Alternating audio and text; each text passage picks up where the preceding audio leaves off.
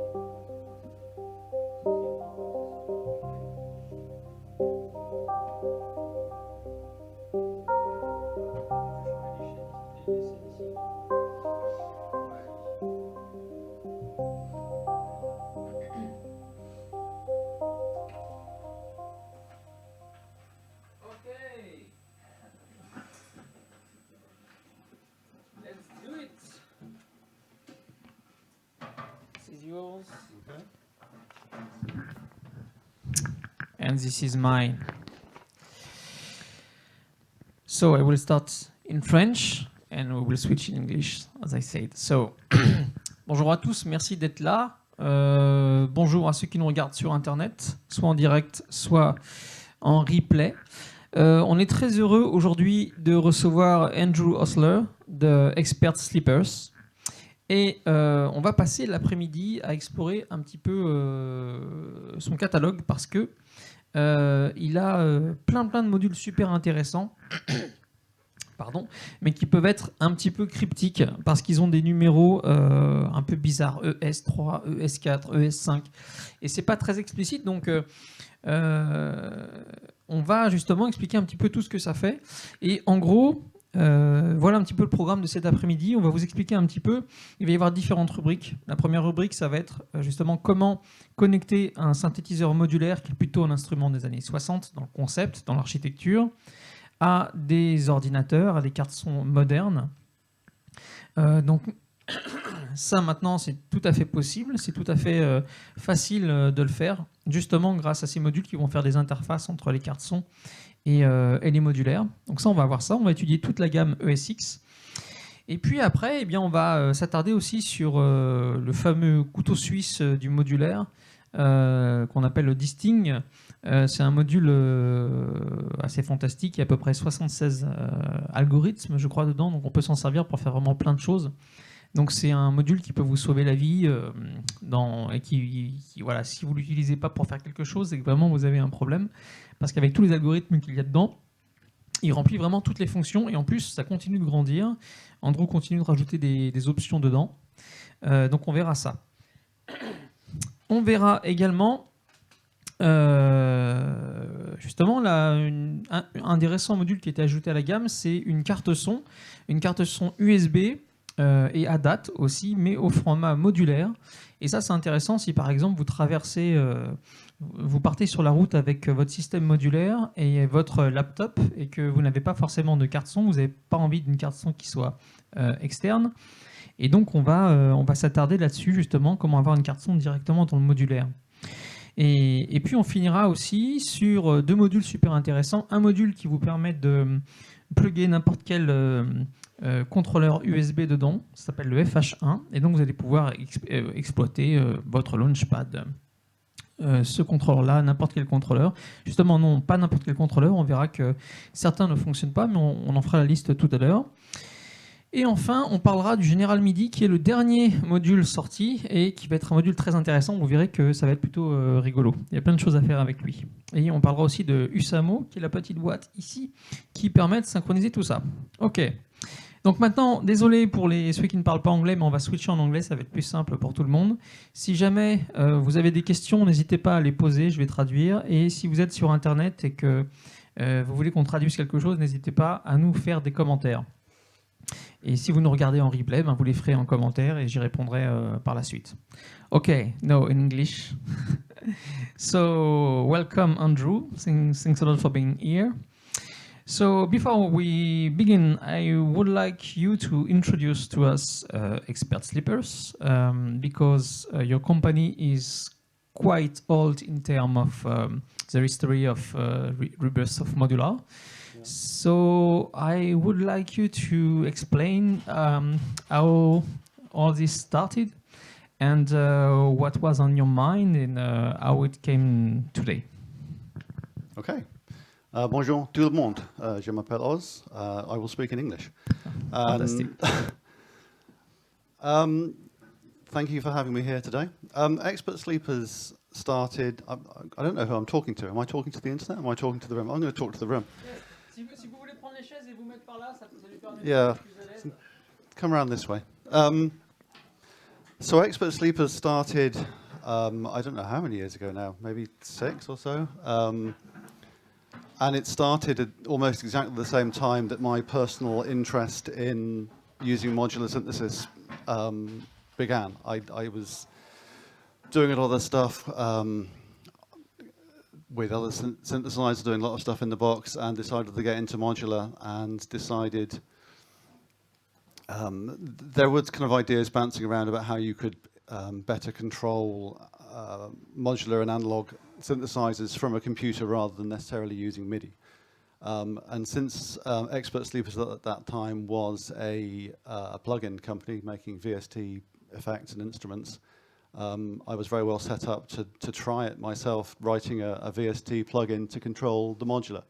And that was the plug-in that first became my product, which is now called Silent Way, which is now a large number, about 20 different plugins, all for integrating analog stuff, particularly modular stuff, but all analog stuff with a computer. And when I say integrating, I don't necessarily just mean one controlling the other. I mean integrating in both directions. And I would really like to be able to gesture with both of my hands, but I'm holding a microphone.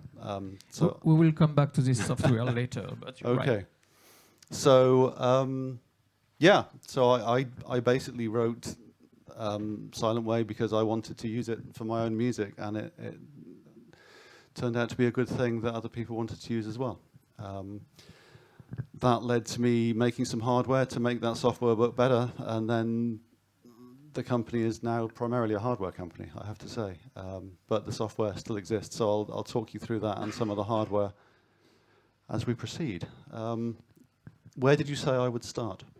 I think it will be, maybe we will start with the ESX series, because there is a lot of things going on, and you start from ES1, and today we are at ES8, and yes, with a lot of expander and things. Yes. But as ES1 and 2 not exist anymore, they are on this thing right now. Yeah. Maybe we can start with ES3 because I think it's one of the most interesting module to have today if you want to do some modern, if we are to transport audio from modular to computer. So I'll let you introduce to this module. Sure. So as Cyril says, there are a large number of modules that I have are all around this similar theme of connecting a computer to a modular in both directions. And the main difference between them is basically the physical format of the cable you're going to plug them in. They all work in a similar way. It's just a matter of whether you want to use ADAT or SPDIF or USB or an audio cable or whatever. And I guess the key point to all of these is that they are all connecting the two worlds, analog and digital. They're connecting them through an audio connection, not through a MIDI connection. And the reason why this is beneficial is that your modern DAW like Ableton Live or Logic or Cubase or whatever is very good at dealing with audio, and it can handle hundreds of channels of high resolution, very fast bitrate audio. And an audio signal is exactly the same thing as a CV or an audio signal in the modular. It's just in digital form. So by doing everything through audio, you end up with a sort of continuous environment of signals, rather than having to think, this is a MIDI thing, I need to quantize everything through to notes, this is a MIDI TCC, and that creates a real kind of disjoint between the two worlds, which was necessary in 1983 when MIDI was invented, because a computer couldn't process hundreds of channels of digital audio in 1983. But nowadays it can. So MIDI is, I have MIDI stuff, so I'm going to contradict everything I've just said. But for dealing in signals, there's no need to go through MIDI anymore, I don't think. So the ES3, as Cyril said, is probably one of the most popular ones, and that is the one that connects through ADAT.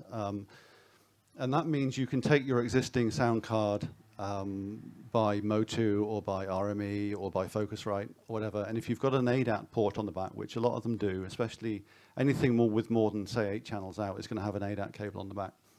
You can just plug it straight into the ES3, which is this guy here. And then that gives you 8 outputs straight from your sound card, just using your ADAT channels, which as far as your computer is concerned are just extra audio channels, but they're at modular level, they're optimized for Eurorack, and crucially they're DC coupled, which is something that's worth explaining. Before these modules existed, it was possible to do this kind of software-y thing, but to actually get it through into the analog world, you could use a sound card itself, but it had to be a special kind of sound card which was DC coupled. And I don't know if there's a French term for DC coupled, or whether. Yes, there is, but I don't remember. So basically, what that means is that if you can imagine a signal on a wire or on a screen, imagine your waveform, most sound goes up and down, and that is an AC signal, alternating current.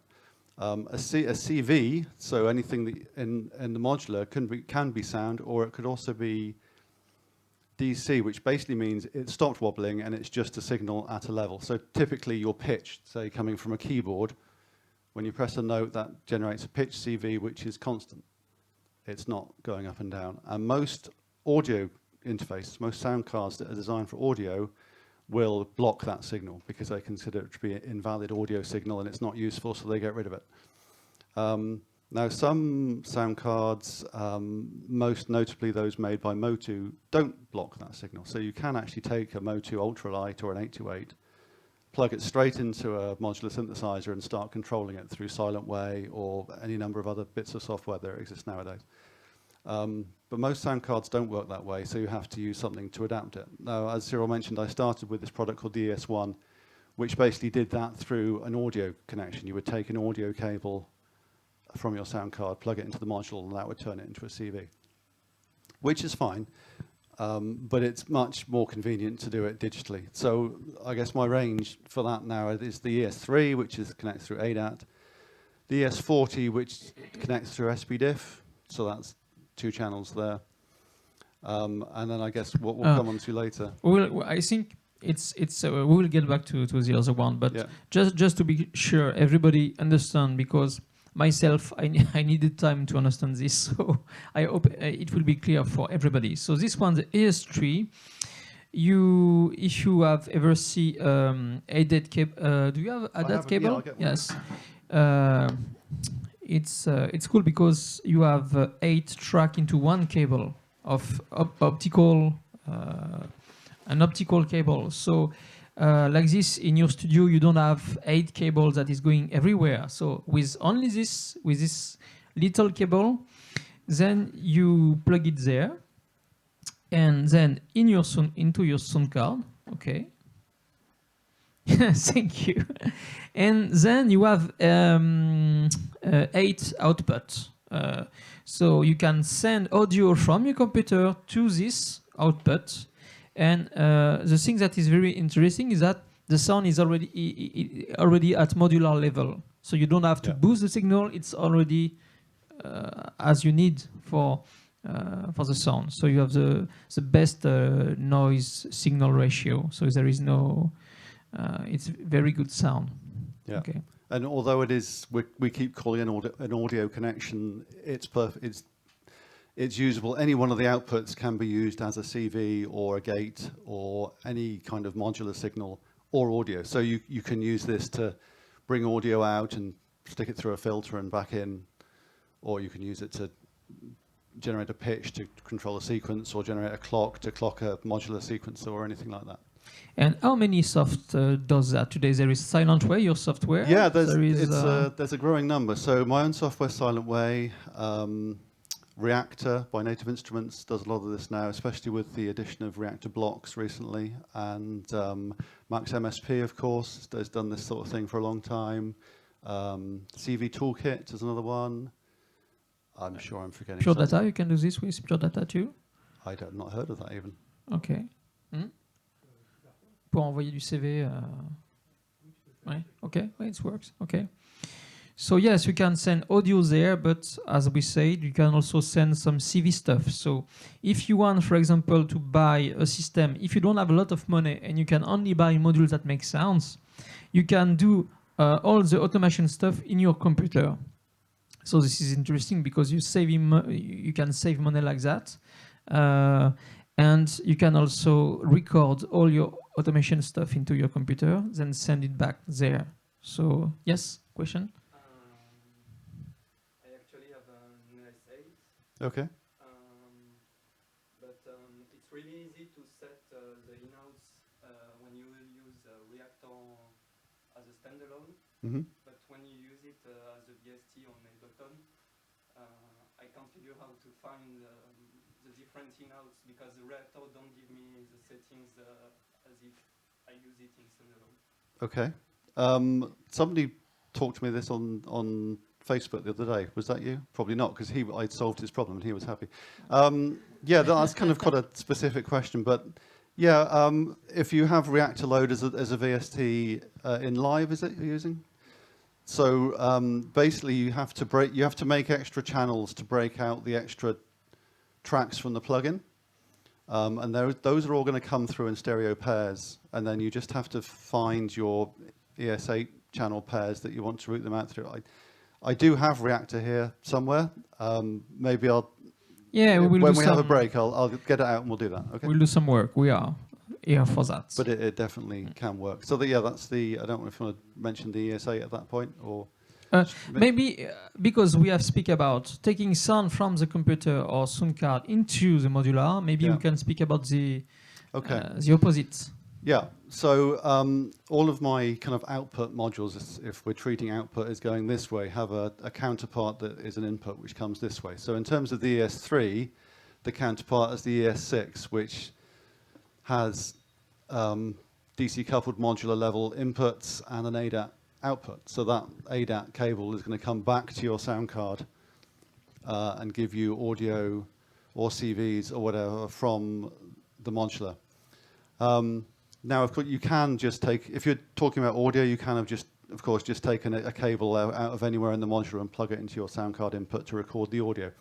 It's quite convenient having it in a module, but the main thing this gives you, which no actual sound card gives you, is DC coupling on the inputs. As I mentioned, some Motu sound cards and others have DC coupled outputs, but no sound card has DC coupled inputs, which means only with this can you actually get a CV back into the computer. And you might ask, why would you want to do that? Which would be a fair question. But in terms of integration, I mean, if you consider using something like Max MSP, which I'm sure most of you are at least distantly familiar with, it's kind of a graphical environment for patching, basically. I don't have it here, but lots of little boxes connected by wires. If you have CVs in and out of the modular, then that routing can go completely flexibly in both directions. And you can record CV through that. So I mean, I actually had that doing something a minute ago. Now's the time to show it. So let me just patch something up which might explain why you would want to record a CV or when it might be fun to do so. Like this, you can record and keep in memory some automation. Yeah, let's not. Oh, sorry. Yeah, don't feed CVs through your speakers. I guess is the first thing to say. So yeah, let me just plug that into something. Sorry. Okay. Sorry.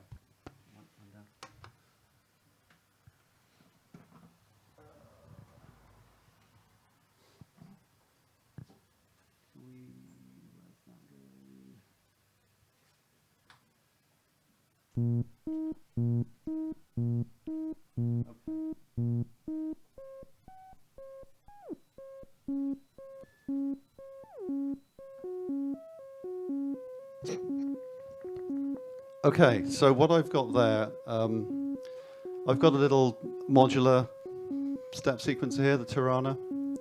That's generating a CV which is coming into the ES8, but imagine it's going into the ES6 in terms of what we were just talking about. It's the same, yes, it's the same. It's the same idea, just a different physical connection. And I'm using a oscilloscope here on the Mac to show the CV that's coming into that input. And as you can see, if I just pull the cable or pull the clock, when the CV's constant, the signal is constant. And if that was going into an audio sound card, it wouldn't be like that. It would just kind of droop back down to zero. So once I've put that back in, so now I can, where's that going in number 4? If I prime the recording of that, I can now record my CV, twiddle about with it. And of course, now I've recorded it, I can play it back. If I find a bit I like, I can now loop that CV. Just so in live, as far as live's concerned, it's just an audio clip. But in real life, we're using it as a CV. So that's the sound of me twiddling that knob that you can hear the slide on. Is in that clip. C'est clair pour tout le Yeah, monde. is that clear? Is it clear what I just did? It's kind of magic. En fait, il a capturé une automation qu'il a créée, comme ça il peut le rejouer après. Voilà. Yeah. So, what, And sure. plus fort s'il te plaît. Yeah.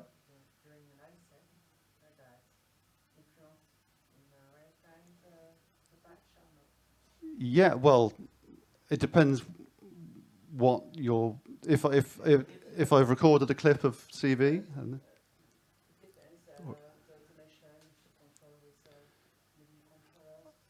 Yeah, oh yeah, sure. Yeah, that would probably be done in a slightly different way, which I'm happy to show. So, for example, where is my pitch coming from? It's going out there. Okay, let's get rid of that. Why is that still doing it? Okay, so I'll make a new track.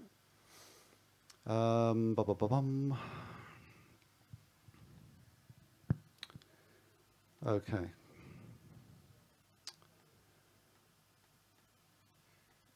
Right. So this is one of my little plugins. This is like a super tiny, simple one. So this is a silent way plugin. So in this plugin, I've got a knob that is now patched to the modular, and that's just a plugin parameter. So in terms of live, how do you record out automation in live? It's a while since I've done it. But you can do it, right? Sorry, this is where my mind's gone blank. But yeah, I'm sure you know better than I do how to automate parameters in live. So yeah, so you could map that to a MIDI controller, or you could draw a line in the thing, or anything. Yeah. Okay. No problem. So this first pair of module, when you have both of them, you can send and receive signal from a computer and from the modular. So maybe it's one of the easiest things to do when you want to save cables, when you want to have the very good sound, and when you can't go analog, because one way to record sound with a modular, as you know, is to have every sound source into a mixer. But if you don't have space in your home studio, you can use that. So this is quite good. And also, if you are on a travel, then you can bring with you a big mixer, but you need a way to record and to send stuff. So this is a good thing to do. And sorry, so ES3, ES6, you have you can use both when you don't need a sound card. ES8, because ES8 will maybe we can speak about ES8 right now, because there is some input, and it add also a sound card USB. So yeah. So what we've been talking about so far, the ES3 and the ES6, these are good when you have a sound card in your studio or whatever with ADAT, as I've said, where you just want to connect the modular into it, but leave your existing sound card in place. What the ES8 brings is that it actually is a sound card itself. It's a USB 2.0, 12-in, 16 output audio interface. So in terms of connecting to a computer, you just take a USB cable, you plug it straight into your laptop, and then in terms of the computer itself, it just comes up in your audio preferences as ES8, and you just select it, and then it becomes your sound card. I mean, you can use this as well as another sound card. That is more or less easy depending on whether you're using Mac OS or Windows. And generally speaking, computers are happy if they're talking to one audio interface at a time. So there's a lot to be said for keeping your existing interface and using the ES3 and the ES6, but the ES8 is super convenient if you don't have a sound card already because you can just plug it straight in with USB. You get 8 outputs, exactly as the ES3. You get 4 inputs instead of the ES6 but you also get a pair of ADAT cables. So you can actually expand the ES8 with an ES3 and an ES6. And then you can end up with loads and loads of outputs before we even get into the expanders, which I will do in a minute. So yeah, just in terms of having a laptop, modular, USB cable between the two, you're in business basically for audio processing, CV control, bidirectional control with max MSP or something like that. And the other thing which I'll mention while we're talking about the ES8 is because it is class compliant USB, you can plug it straight into an iPad or whatever. So I've got another ES8 down here, which is connected to my iPad here, which I'll just turn on.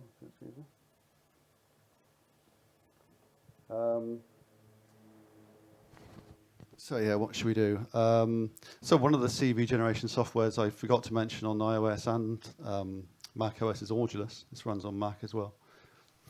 So as far as the iPad's concerned, it just sees the ES8 as its audio interface with 16 outputs and 12 inputs.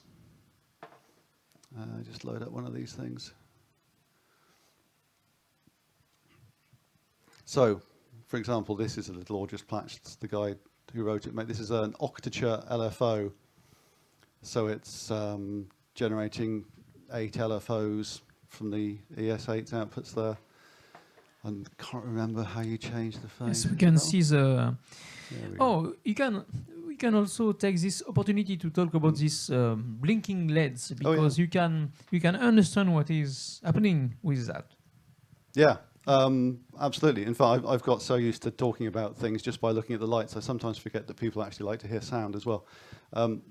Basically, all of the modules I do now feature these sockets where they light up red to show a positive voltage and they light up blue to show a negative voltage and fade between the two as the signal goes up and down. So it's kind of easy to see that these are now LFOs. If I speed it up a bit, they'll flicker faster. I'll slow it down a bit. So there's lots of things you can do in terms of iOS. Audulus is a kind of software modular environment. Let me just load up a couple more here. When you search that, I take the opportunity to add some information. So as you said, when it's red, it's a positive signal. When it's blue, it's a negative signal. So you can see when you use a LFO, for example, you can see the cycle of it. So you can read the speed. And when it's pink because the two colors are switching very fast. So you know it's audio, it's not low speed anymore. So like this, you can understand without listening what is happening into your stuff, because you can have some audio into some entries and LFO signal into some, so you can mix them. So having some light to understand what is happening, it could be good too. Okay, I'm just going to plug this other ES8 into the speakers a minute. And then I'm going to take this module here is just doing a drum loop at the moment, so I'll just use that as a source of sound, and I will plug it into here. Okay, so what I've done there is, this is an iOS app called Alm. It's basically a mixing environment on iOS. So I've taken an input from the ES8, I fed it through a reverb plugin, and I've sent it back out to a stereo output of the ES8 if I just fold it like that. So it's very hard to do this while holding a microphone. You look, just to show how easy it is. There we go. So that's the sound going straight through there now. Put that plugin back on. It's basically an inter-app. That's the delay, never mind.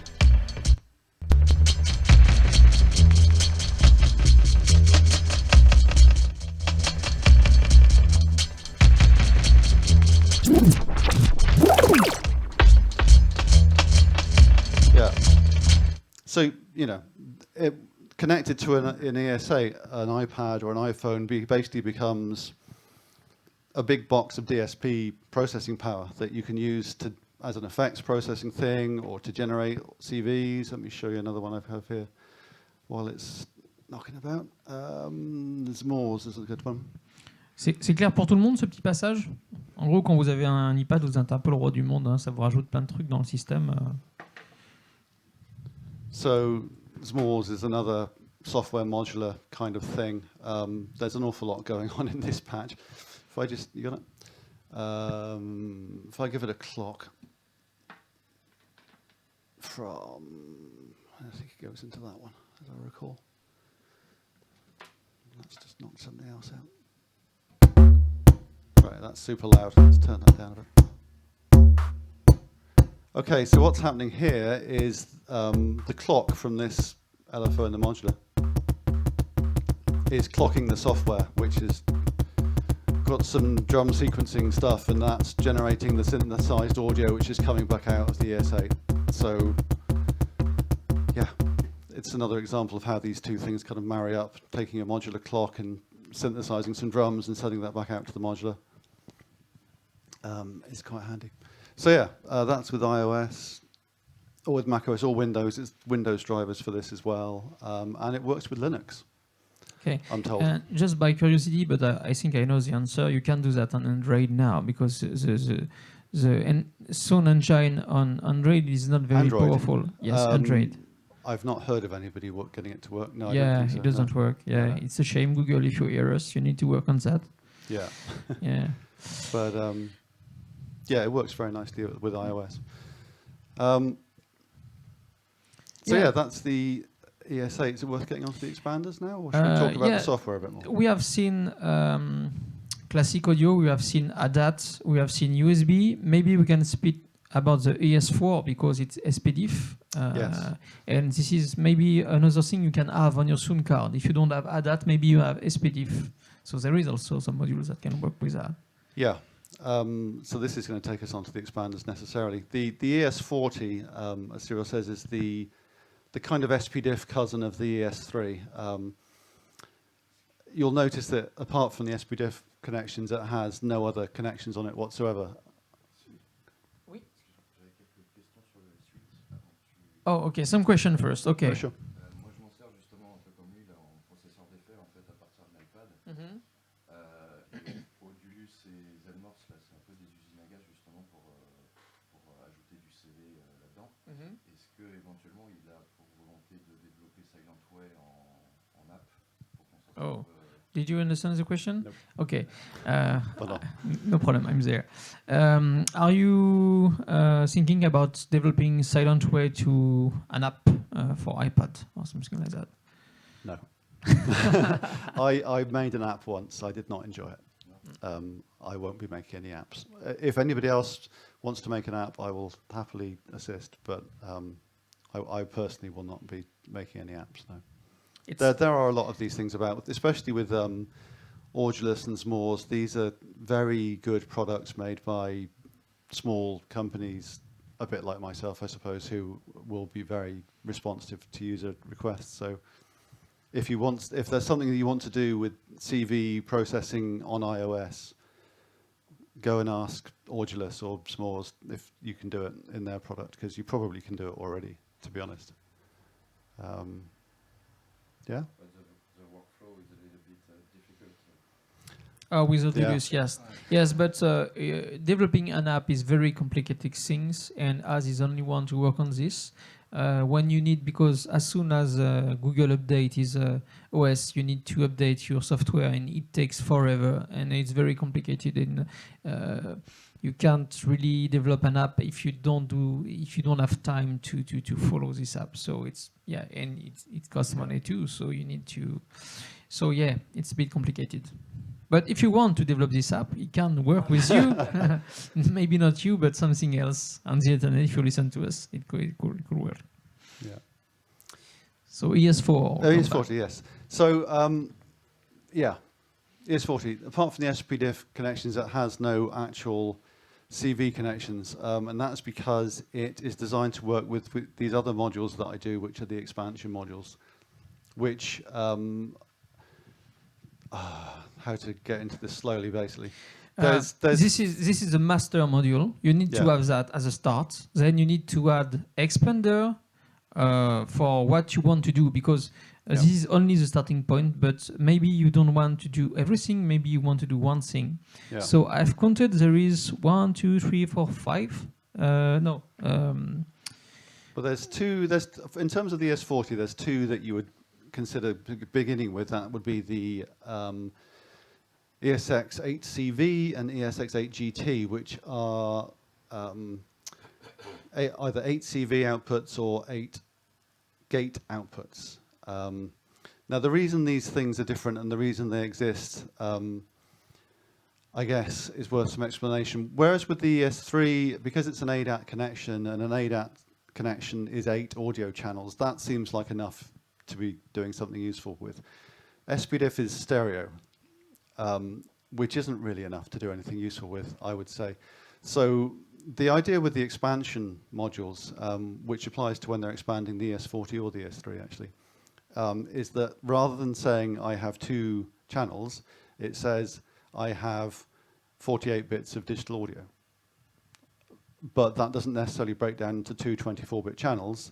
I can take those 48 bits and I can do other things with them. So if you choose, you can take that 48 bits of digital audio and use it to generate 48 gates or triggers, because a gate is a 1-bit signal.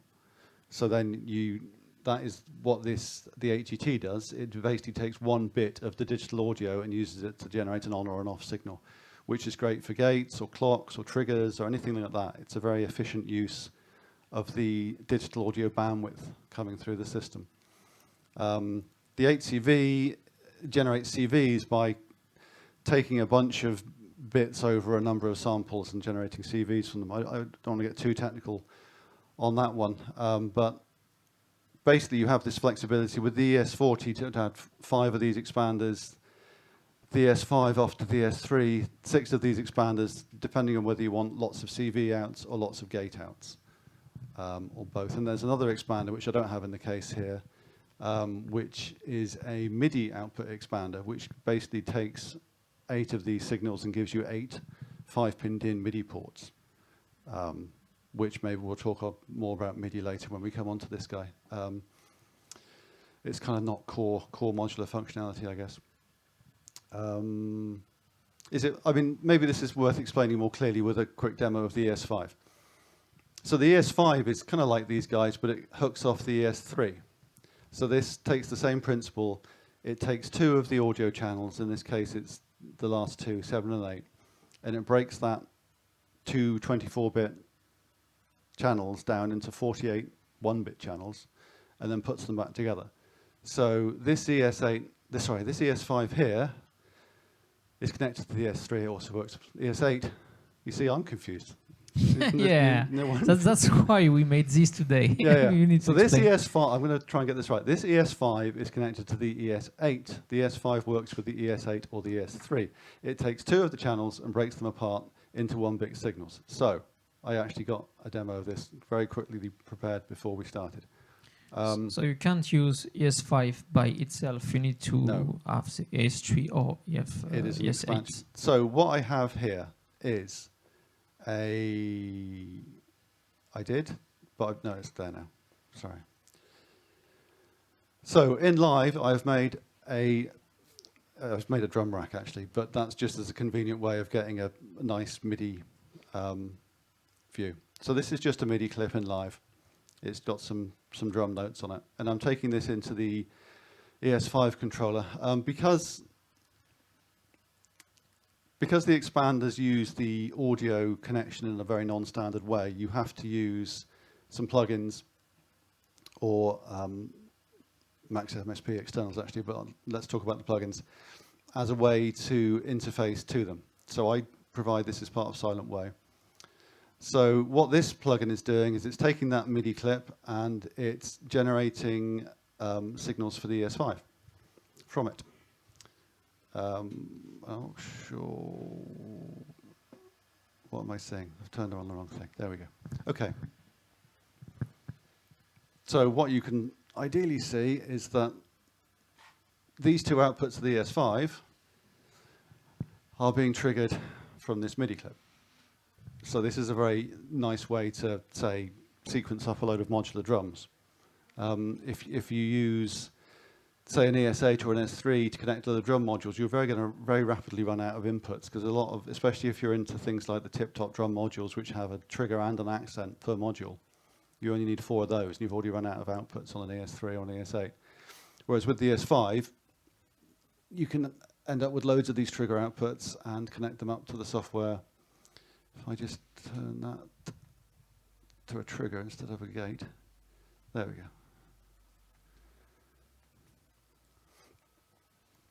And in terms of how that connects through the system, that plugin is going out to the last 2 channels. It's basically, the ES5 basically hijacks the last pair of outputs and does this digital magic on them. So from this module here, I could add another 5 of these guys and have 48 drum triggers or clocks or something like that, all from the one system. And because I didn't really stress this a lot at the beginning, but because this whole system is working on audio and not on MIDI, it's all perfectly in time.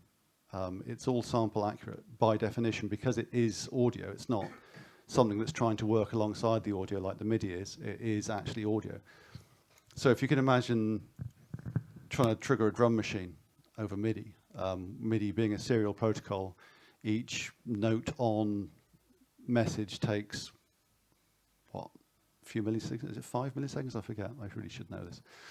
It's a number of milliseconds, basically. If you imagine trying to trigger 48 drums all at the same instant on MIDI, that would be smeared across probably half a second. Big flam. Whereas because this is digital audio, if you had 48 drum triggers here, they could all fire exactly simultaneously, because they're part of the same audio sample in terms of the digital audio system.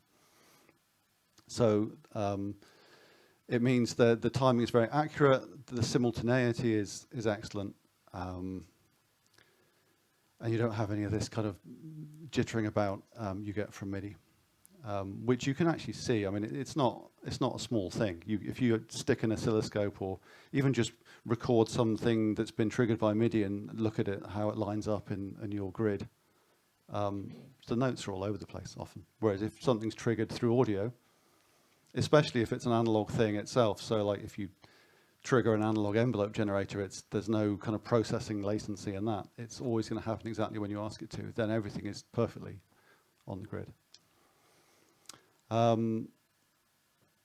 Yeah. Yeah. Do you this part was maybe the most complicated thing about all the things we will see today, but do you have some question about that?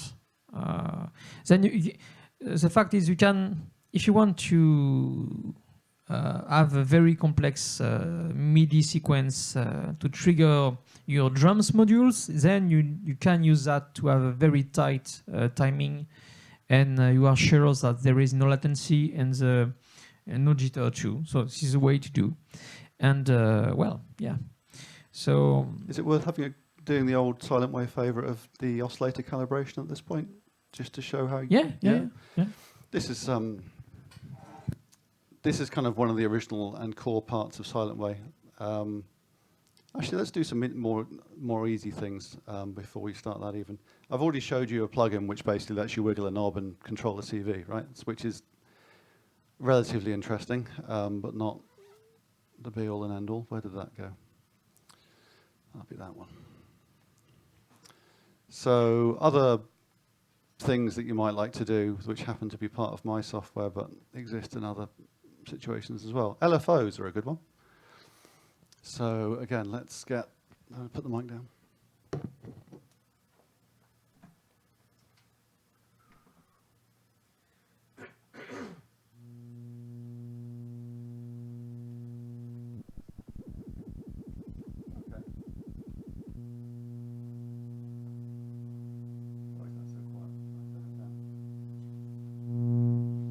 Okay, so again, super simple patch. I've just put a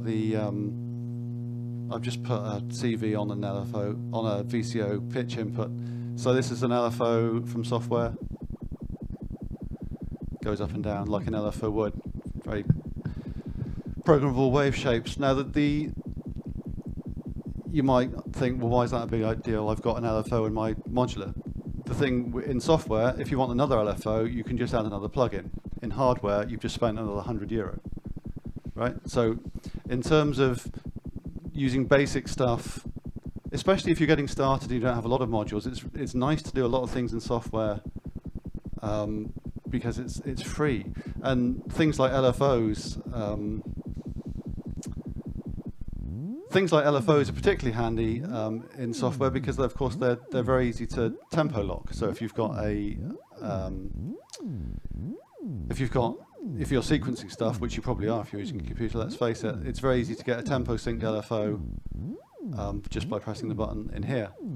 Another kind of thing I have in here, I have this thing called the step LFO, which is kind of like an analog sequencer in a plugin. That's, yeah, doing random stuff. It has some stuff in here that makes it a little bit like a Turing machine, if you've ever used one of those. A pseudo-random CV generation. Other bits of software I have, I've got a quantizer, bits and bobs. But the one I want to show next is what's called the voice controller, which is kind of like a software MIDI to CV converter. So I know I've said a lot of bad things about MIDI, but the fact of the matter is that inside a computer environment, if you're writing out notes, you're basically writing out MIDI notes. So you need a way to convert those to MIDI, which I do using this. Now let me just patch something up briefly, if you'll excuse me. Vas-y, pose ta question. How slow can be the LFO plugin? Because on Reactor, every LFO, digital LFO is really fast, so I would like to know if I can buy the Silent West series, if I need them and slower LFO, because every LFO I found in digital are really fast, so maybe I can find When you use Reactor, it's on. yeah.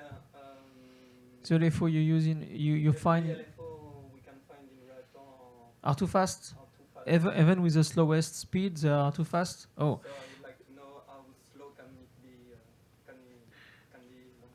Okay, well this output is an LFO. So just watch that. Okay. oh yeah, it's pretty slow. Yeah, it's slow. I can see the color changing right now. Yeah, that's not even as slow as it'll go. I've just put a really slow one in. But Do you have any number for a cycle? yeah, that is 0.006 hertz at the moment. But I can type a smaller number in if you'd like me to. That's okay. Nice point. Thank you. Okay, so the voice control. I'm just going to use the keyboard as a MIDI keyboard for now. The purpose of this plugin is basically to be what you would get from a hardware MIDI to CV converter, which is to generate you a pitch signal and to generate you a gate, and it also does envelopes as well. So I've just taken pitch, CV, and gate into pitch and gate of my kind of super simple modular patch here. At the moment, if I press the keyboard, I'm just getting the gate firing at a constant pitch. And that is because for this system to work, you have to run a pitch calibration thing so that the computer knows what voltage corresponds to what pitch. Because unlike what you would get from a hardware solution, there's kind of no preset calibration on these things that you can assume. So you have to calibrate, which I will do briefly now. So that's there. So basically all this means, all you have to do is take another audio input and feed the audio back into the input of the plugin so it can hear what it's getting back. And then if we're lucky, that will just work, or it may not. Let's try it. So what it basically does now is it runs through a whole sweep of voltages, sees what pitch it gets back. Okay, that didn't go as high as I was expecting. Oh, it's because I've got a massive filter on it, that's why. Right. Let's take a different output. Right. Do that one more time without the filter.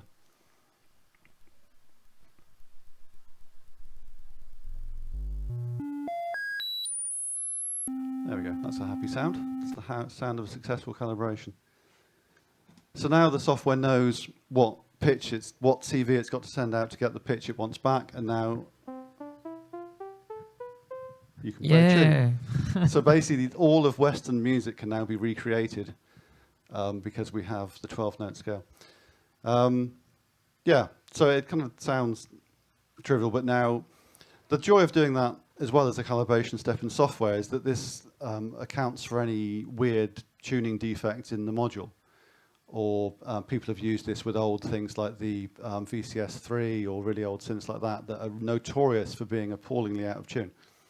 And this just runs its thing, and now you'll get the note that you ask for when you trigger it. So now I can kind of write a MIDI clip in here and start sequencing notes and using all this good stuff from Silentway. So you can use that if you don't have a MIDI to CV converter already.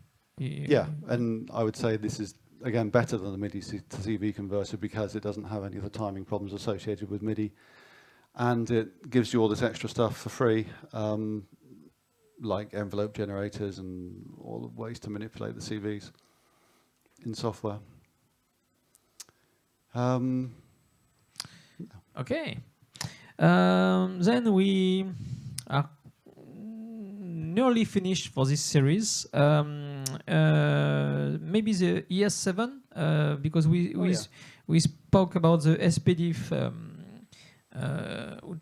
input. Then there is opposite tune. Yeah. So the ES7 is kind of rounds out the SPDIF solution, and it gives you two inputs, audio or CV, back to the SPDIF connection. So yeah, it's exactly like the ES6 or the inputs of the ES8, but through the SPDIF pathway. In terms of capabilities, it's exactly the same as these other things we've already talked about.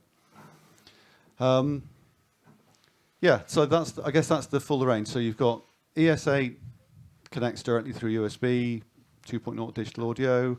ES3 connects through ADAT to your existing sound card. ES40 connects through SPDIF to your existing sound card.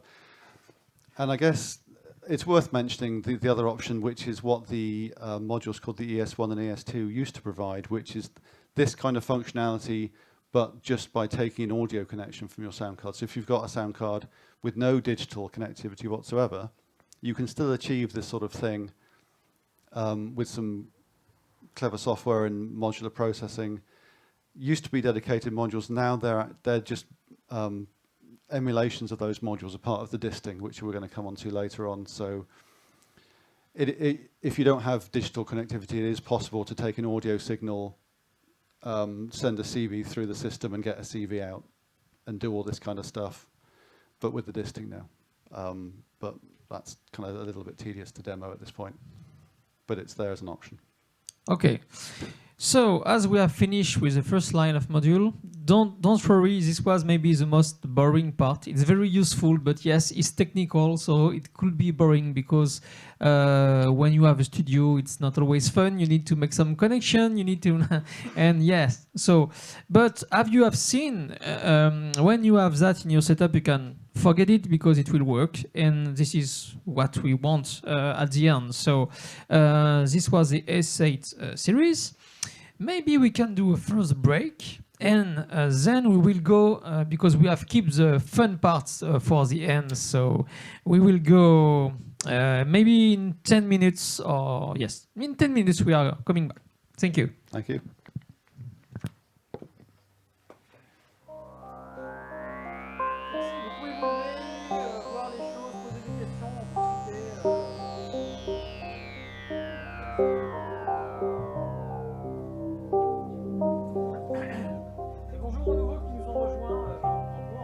Vous savez où est-ce que vous êtes tombé?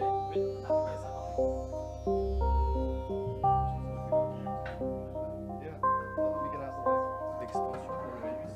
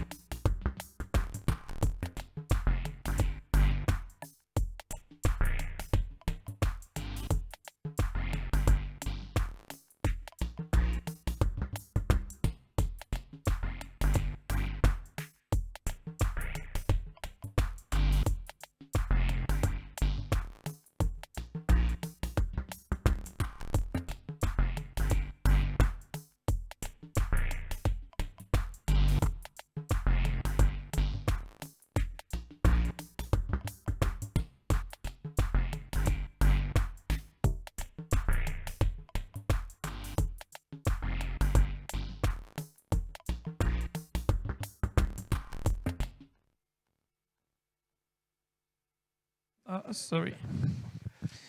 Oui.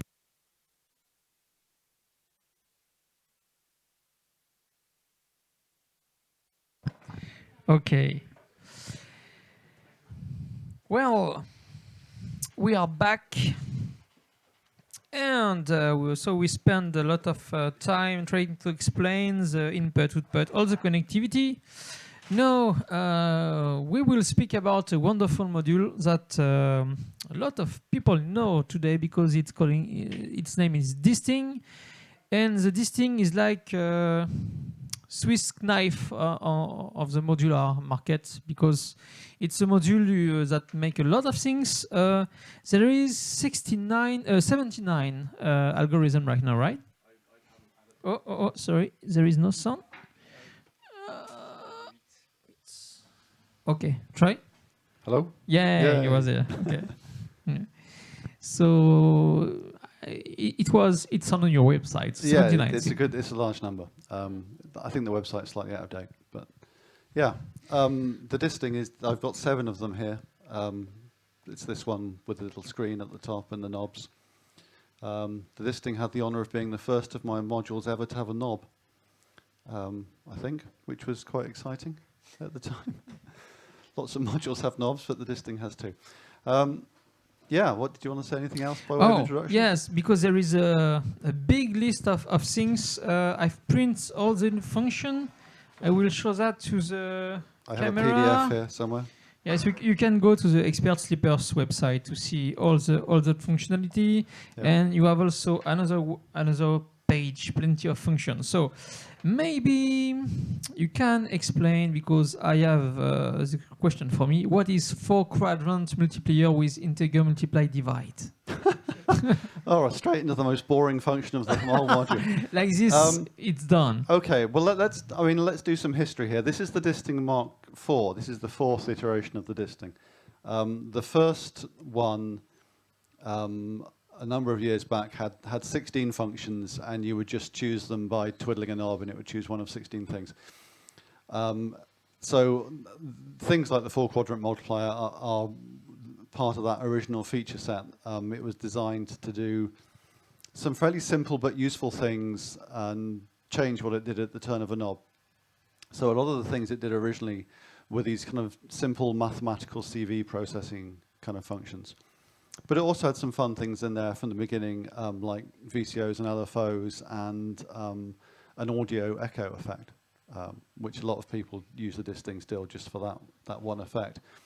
But the first couple of things, the adder, the adder's easier to understand. It basically adds the 2 inputs and gives you the result. And that's especially useful because on the turn of the knob, you can add in a whole number of volts to the sum, which basically, in terms of using it for pitch, means you've got a very easy octave offset. So let's start with that one, since it's the first one. It's always been the first one. If I take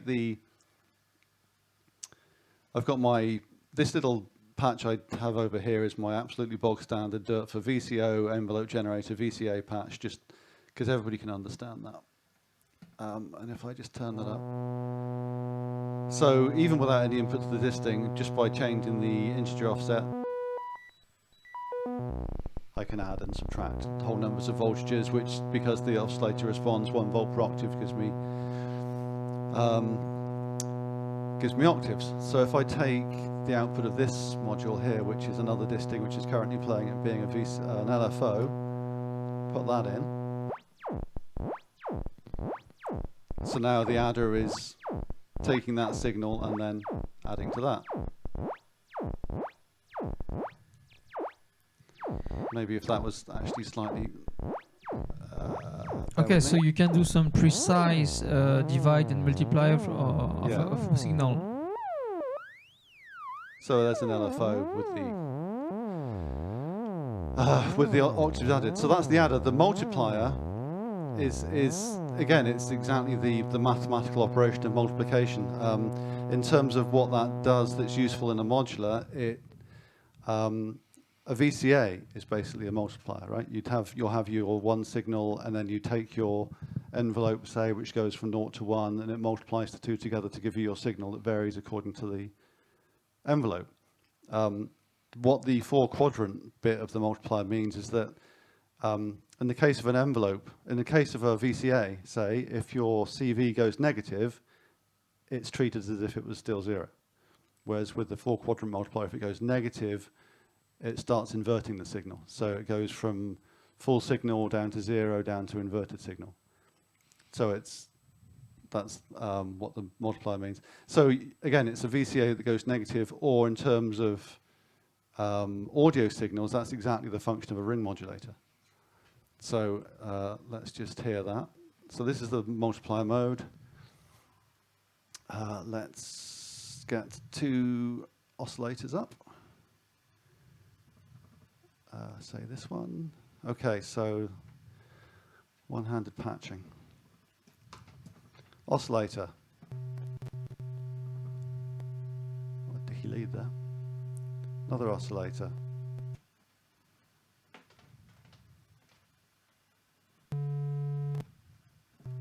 Okay, so I've got those 2 oscillators. If I multiply them together,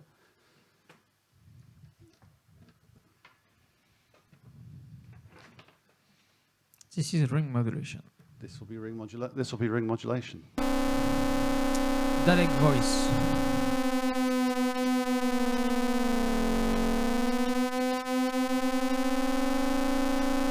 Yeah, so that's the multiplier.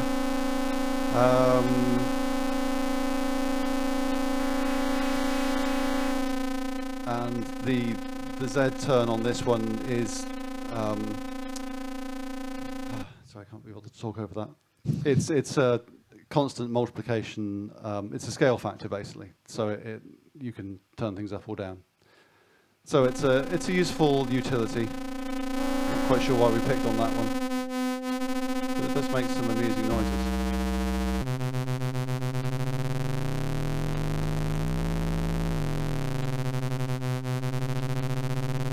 Of course, all these things get more fun when you start putting LFOs on them. Get another LFO.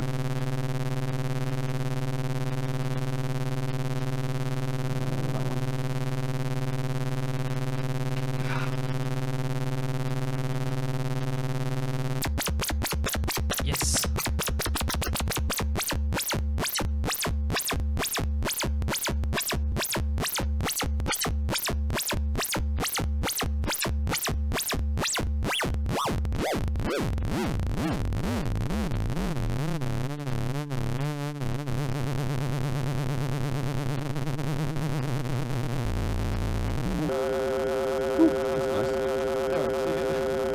You get the idea. That's what a multiplier does.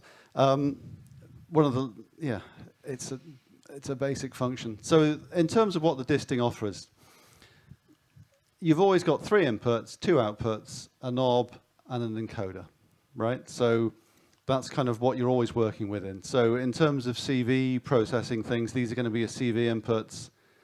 These are going to be your CV audio outputs. If it's an oscillator, you're going to have CV in, audio out. If it's an audio effect, you're going to have audio in, audio out, and maybe a CV.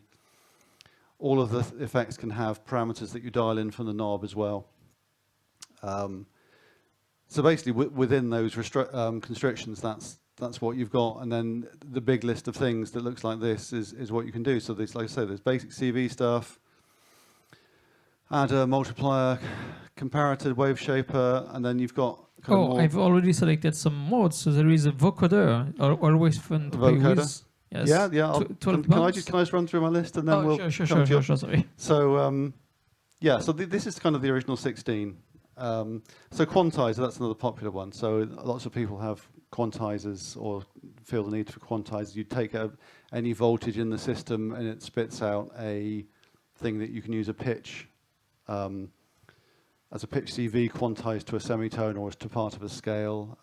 Does anybody need a demo of a quantizer? Does anybody know what a quantizer is?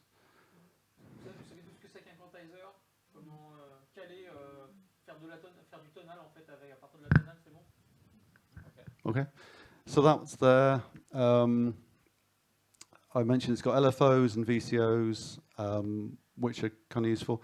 And then the echo effect, which is a As I say, it's one of the Disting's, still one of the Disting's most popular modes because it is the delay time that you get from it can be clocked from within the system.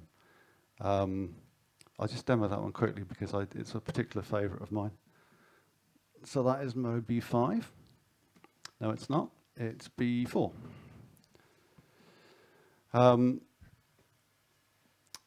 What's the easiest way to demonstrate an echo? How about we get some drums going from the drum doctor over here?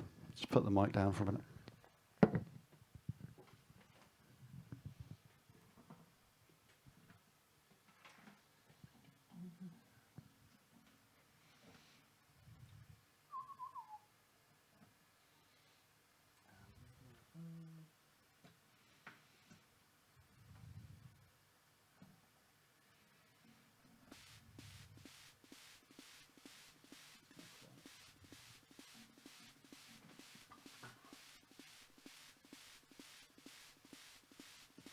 Terrible drum sound. Different one.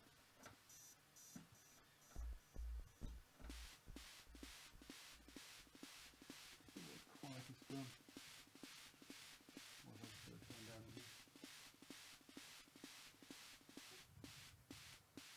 Okay, that didn't work as well as I was expecting. Let's try instead.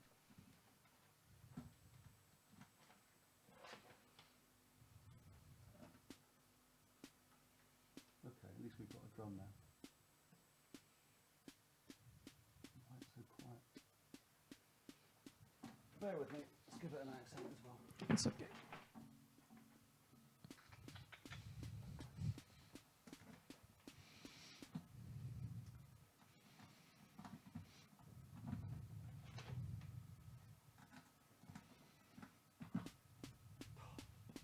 Whatever, I'll just turn it up.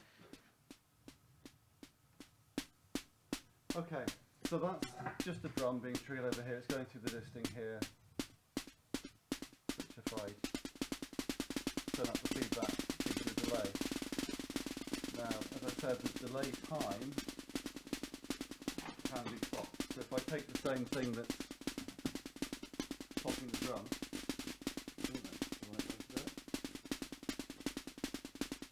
and put that into the clock input, Okay. my delay is now in time with the thing. Oh yeah, sorry. Okay, so what's happening here now is I've got a clock, which is all this governs down here, which is triggering my drum. The drum's going into the delay, and the clock is also taking the same signal. I mean, it could be a different one. I just haven't got another clock handy. But I can on the Disting, I can set the delay time to be a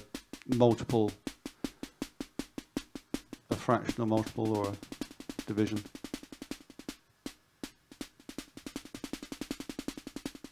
And the joy of this is if I'm working in a modular environment on the other side, I want to change my tempo, then my delay time updates to stay in time with everything. So there's a number of kind of clockable effects on the Disting. This is one that's been there from the start. Super handy. There's a clockable LFO as well, so you can take this clock and generate an LFO sweep from it as well, which is nice to have, like tempo synchronized LFOs within a modular, completely away from the kind of computer environment that would normally sync these things up. So that's that one. Then other things that have been added over the years, more audio effects. Resonator, vocoder, phaser is a nice one. There's clockable ping pong delays. There's a tape delay. Some filters. Lots of variations on the theme of envelope generation. There are some pseudo-random note and sequence generator modes, which might be something to demo in a bit. There's other quantizers, Euclidean pattern generators, noise generators. There's reverb and chorus, which actually reverb would be a particularly easy one to demo while we've got this up. Where is it?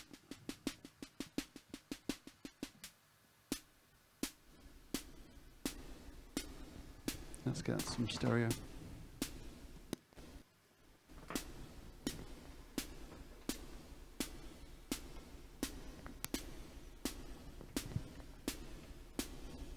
pan those. I don't know if these signals are actually going through panned, but yeah. So anyway, that's not necessarily the best thing to demo it on, but there's a reverb.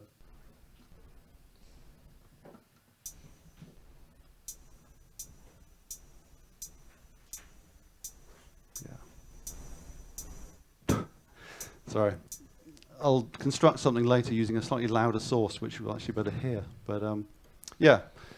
And then the last category of sounds on the this thing that I haven't mentioned are all the ones that use the fact that it's got a micro SD card slot on the front, which means it can play audio files, it can play MIDI files, it can also record audio files. And it can load wavetables off the card, and there's a wavetable VCO mode as well. So there's a lot of functionality there. And there's also, in the new version of this thing, on the back, there's expanders for MIDI ports. So you can connect MIDI things into it and use it as a MIDI CV converter, or CV to MIDI converter, or MIDI clock to modular clock converter. Okay. Can you talk a little bit of the pitch and envelope tracker? Can you track the pitch of something, like a guitar? Is it possible? Because this is a functionality that a lot of people are asking to us. So yes, I mean it was designed exactly for that kind of thing. It tracks pitch and envelope. It helps to give it the signal a little bit of pre-processing usually. If you can kind of give it a little bit of filtering to get rid of or kind of high things, like in a specific case of a guitar, things like fret noise and clicky fingers and stuff. If you can filter away most of the stuff apart from the actual kind of bass tone that you're trying to track, it can work pretty well, yeah. Okay, does it work with voice? In theory, it's actually it's a long while since I've tried it. Yeah, I would say it's going to struggle with things like the kind of non-pitched parts of speech. Complex sounds. But certainly things like bass guitar, it works particularly well for. Bass clarinet is what I originally tested it on. And I think it could be fun to generate some strange civic signal from a complex source too. So yeah, it's one. Okay, and as you have seen, there is a lot. We can spend the day working on that. There is so much things to do. There is also a tuner. You can use it for. Yeah, the Mark IV's got a tuner and a pitch reference and a frequency reference. So yeah, you can use it to tune your VCOs. Can you use it to generate some fixed frequencies? Yeah. So let's just let's use this one. So what's this one? This is the pitch reference. So let's take.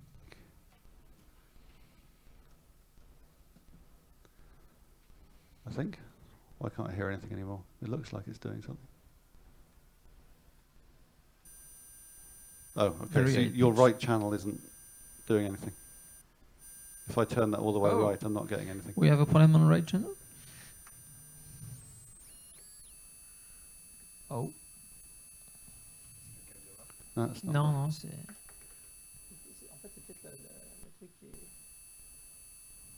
Okay. Not to worry. Doesn't matter. Okay. Okay, so this is the pitch reference. So this is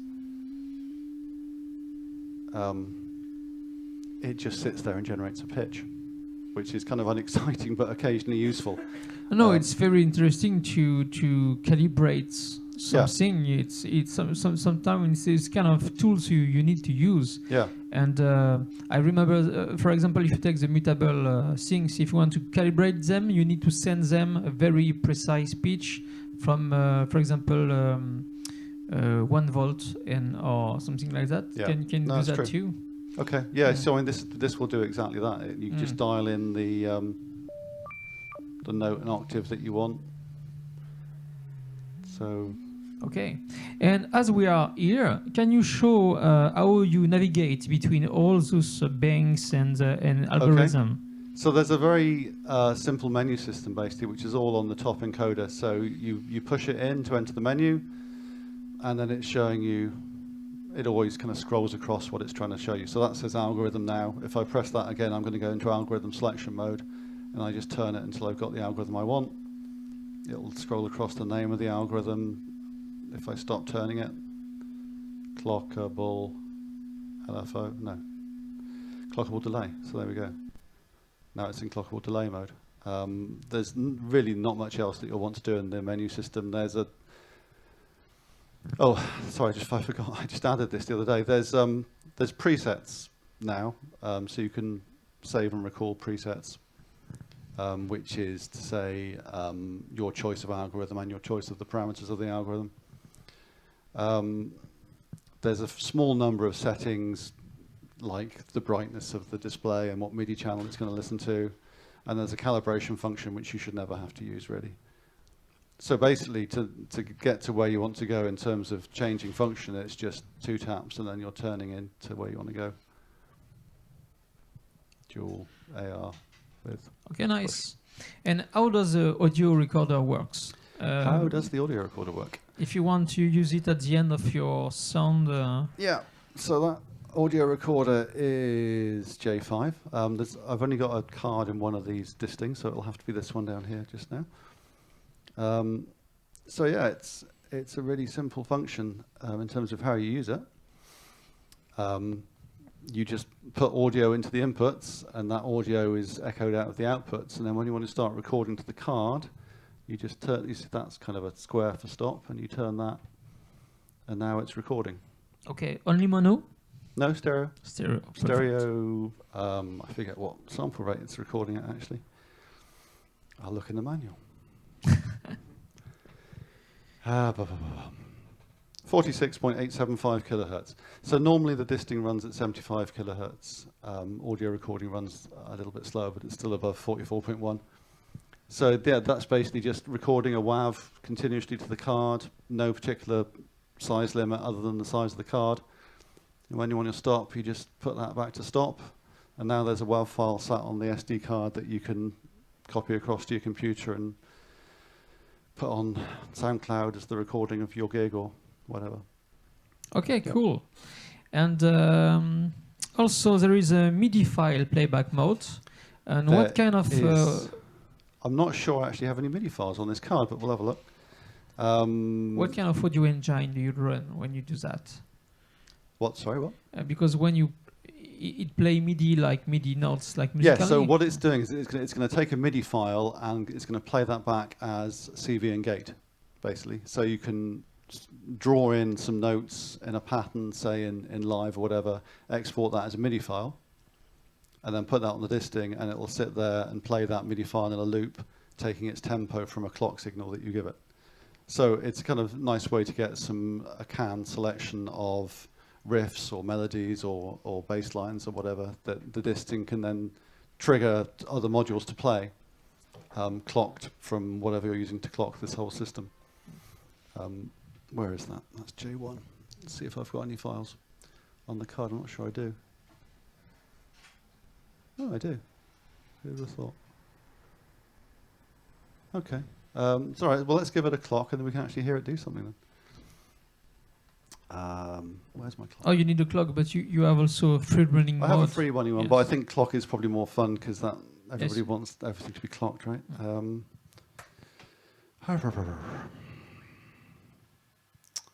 Sorry. X is the clock. Okay, so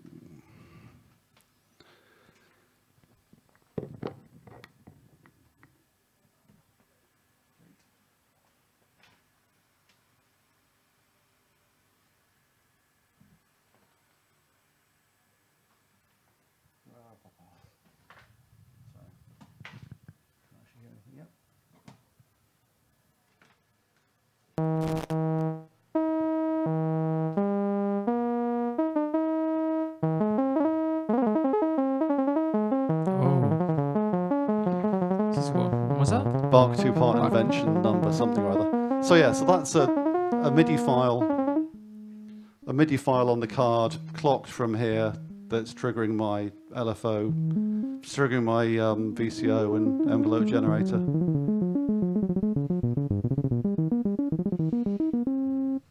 Wendy Carlos mode on. Yeah. So just to make a point that it works. But yeah, equally that could be any MIDI clip. I just happened to download one from the internet when I started putting this feature in. Really cool. Yeah. And also there is you can use it as a sound source, yes, well, like this, but the what you say earlier, the wavetable VCO, I think it's very interesting because you can really create your own source of sounds. You just have to upload on the card some waveform, basic waveform, and then you can use it as a wavetable VCO, and this is really great. Yeah. Now, there we go. Okay. Give me a minute to patch that in. Yeah. Oui, question?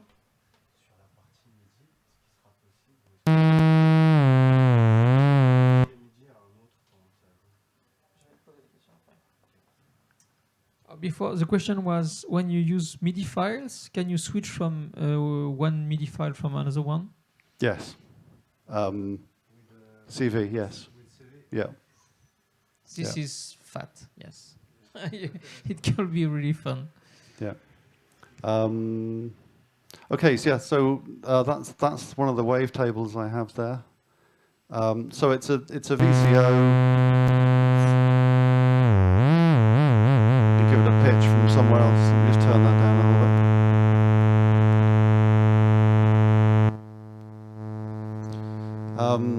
Now the thing that usually sounds great, the reason of having a wavetable VCO is you can scrub through the wavetable. So you've got a pitch input as you would want from a VCO, and you've also got a wavetable input.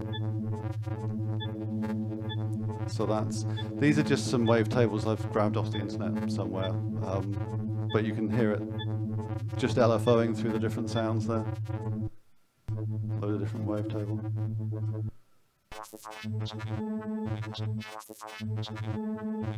So that's kind of nice, even if you just take it.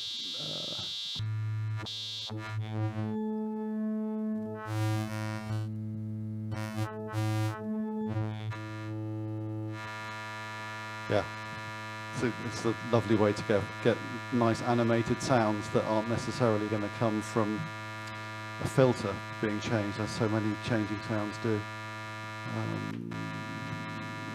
What am I doing?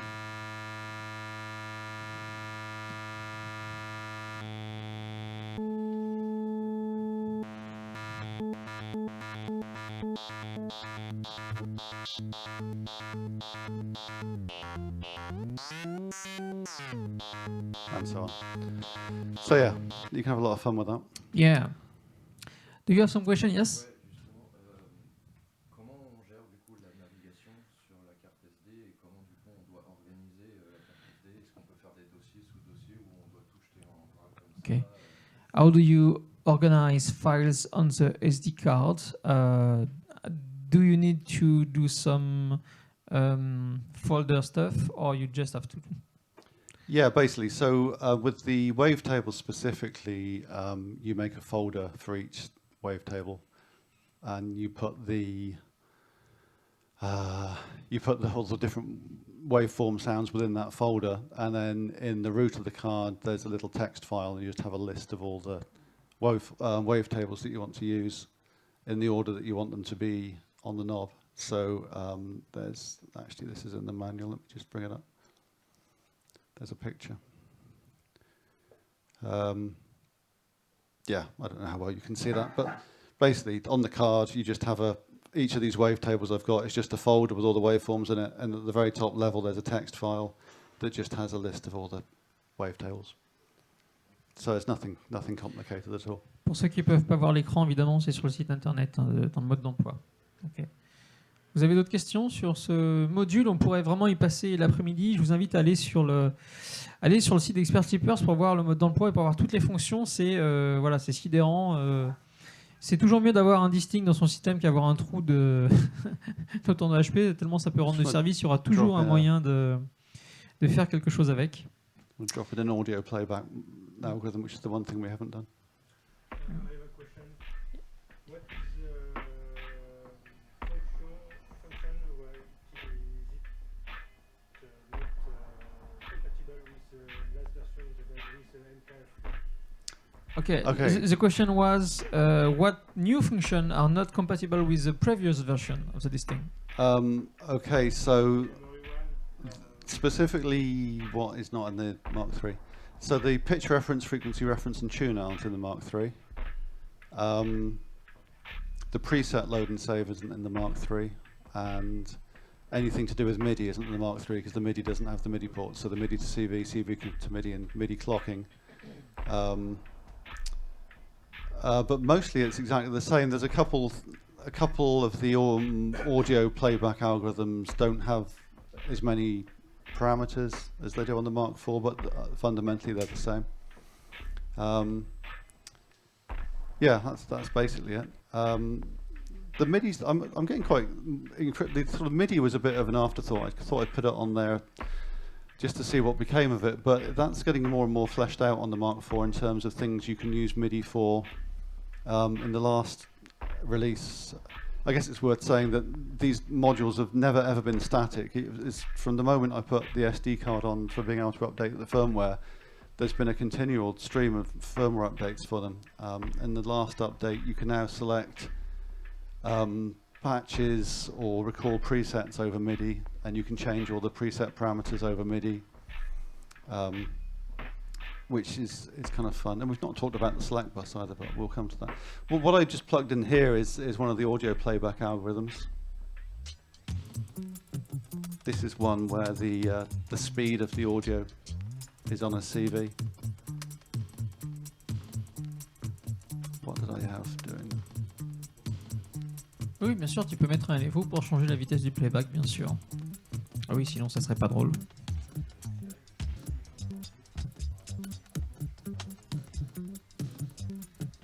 When you record a sound, can you play it instantly, or you need to?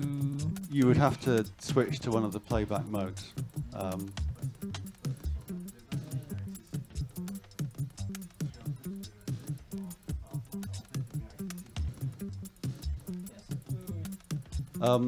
Yeah, that's something that I probably need to add another mode specifically designed to go straight from recording to playback. I just haven't got a mode that does that at the moment.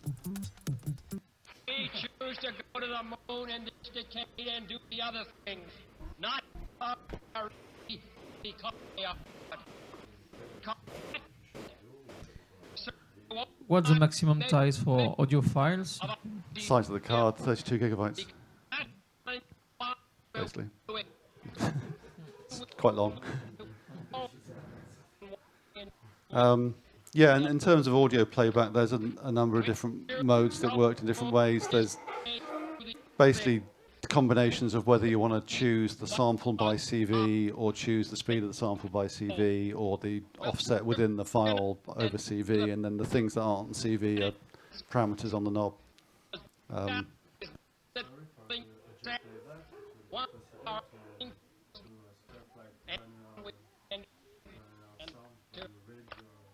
Will it be possible to do some granular stuff with the sound?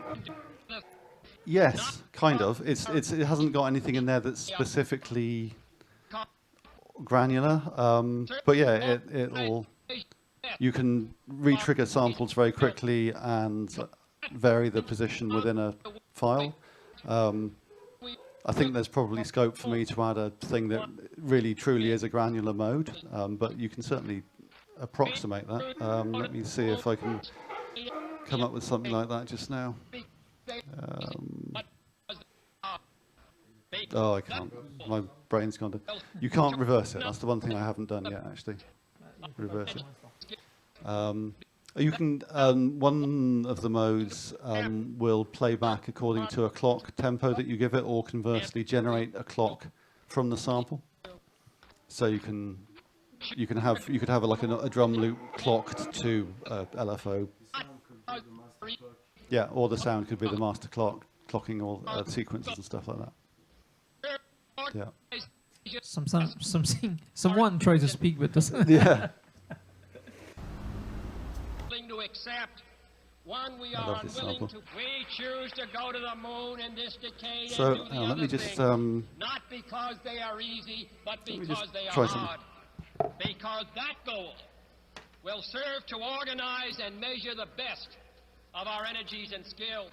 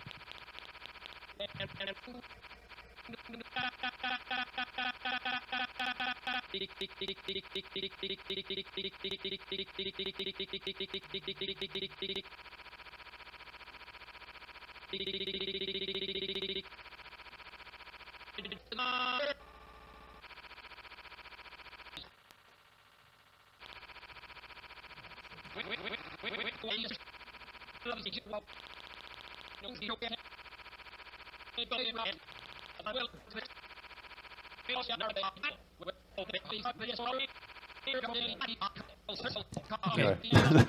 Enough of that. Okay. But you get the idea. Okay, just give me 1 second. I will change this like this. You will be able to have stereo left and right. Okay. Yeah, that's probably worth mentioning that all these audio playback modes are actually stereo, unlike some other sample playback. Can you make sound just to check if everything I think is it still good? is, isn't it? Oh. Yeah, it's making sound. Yeah, it worked. That's me. Oh, hang on, maybe it's very quiet. Okay.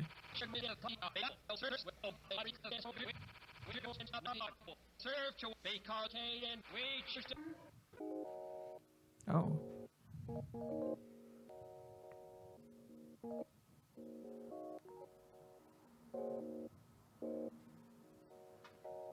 Actually, I turned. That's why it's quiet. I turned it way down on there. There you go. Okay. Better. Cool. Okay, so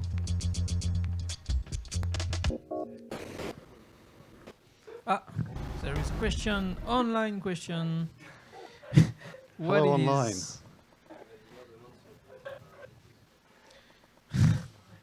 It's not a real question. No. Yeah. Basically, it's not open source. No. You made it. Okay. It's not open source. The what I did with the previous versions of this thing, and I just haven't got around to doing it yet for the Mark IV version of this thing, is that there is an open source code framework that you can use to write your own firmware for it. It's just not all of the shipped firmware as open source.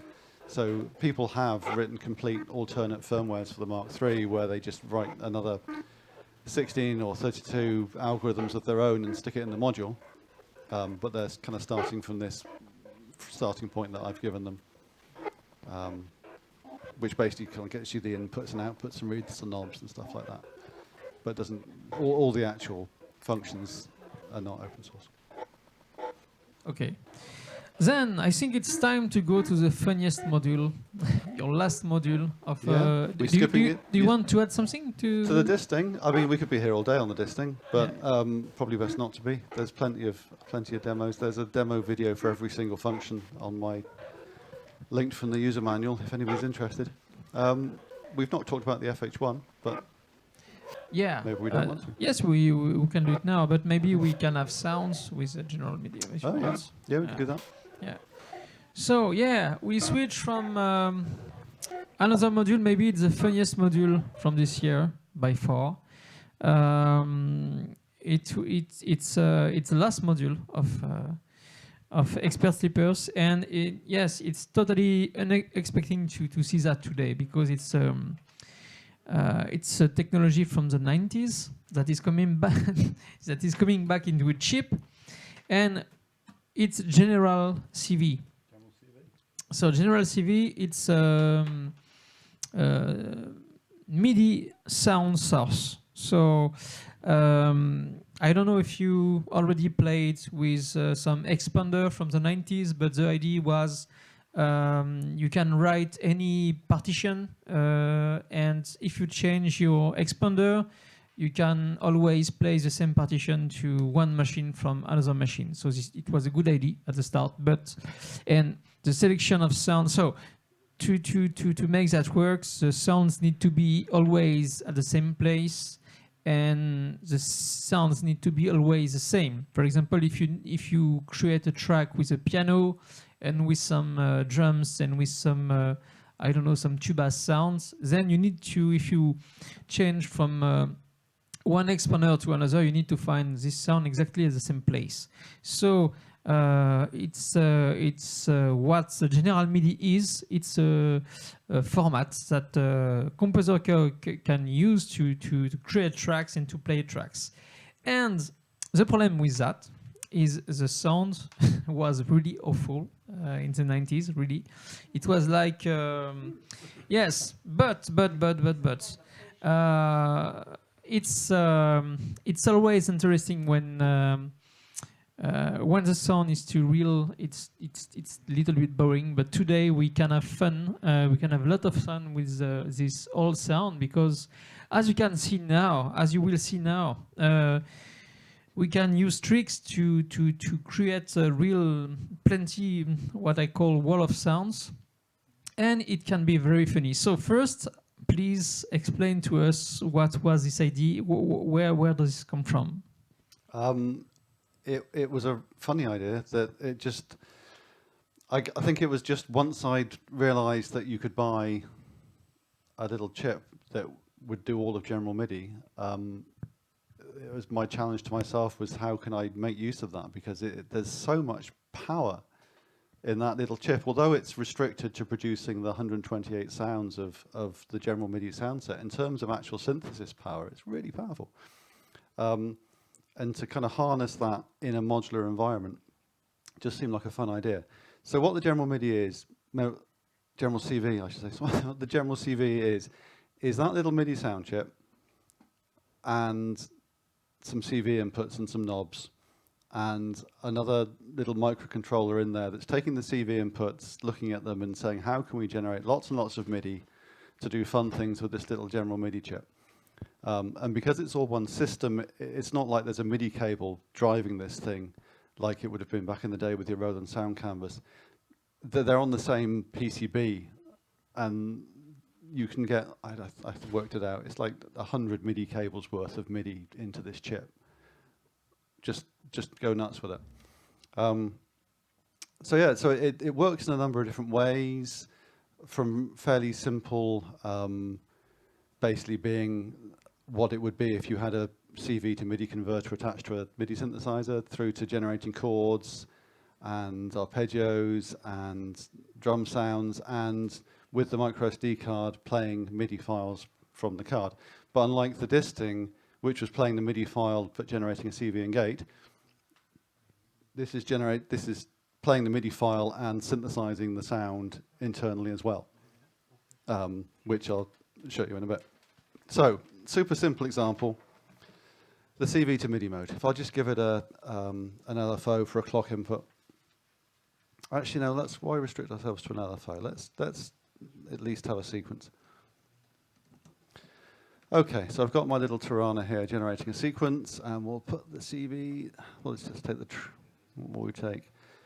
Sorry, let's melt that.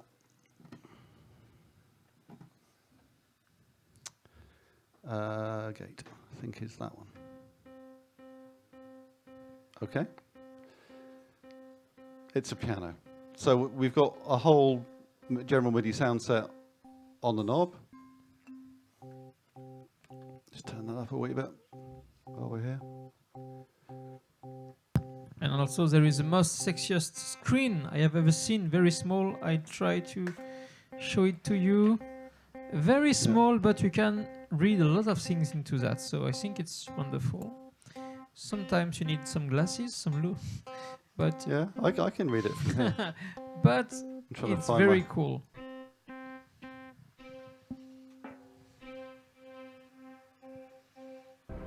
There So- we go. That's the money maker. But so this is, you know, these things are under CV control. So for example, if I put another LFO into the sound input, then every time I trigger a note, I'm getting whatever the LFO's at the time. If I was attempting to get a sequence up a minute ago, but let's put that LFO into the pitch input. So.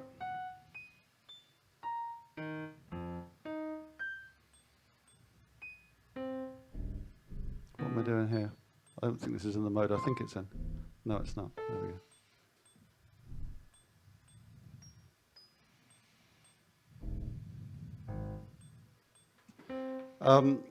Yeah, so that's CV to MIDI mode. You can. That's putting up the number of voices in unison it's doing. I can detune those, thicken up the sound.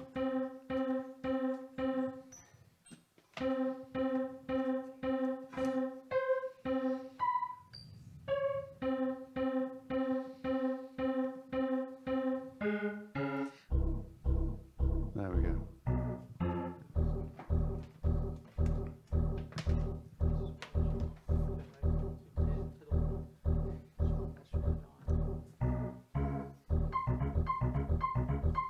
So yeah, you have some effect inside because there is some effect.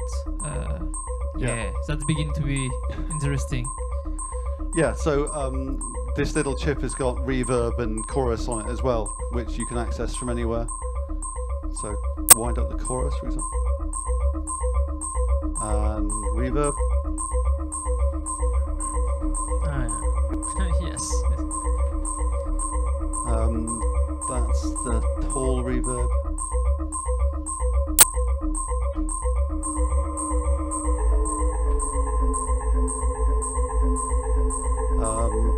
The reverb can be an echo as well.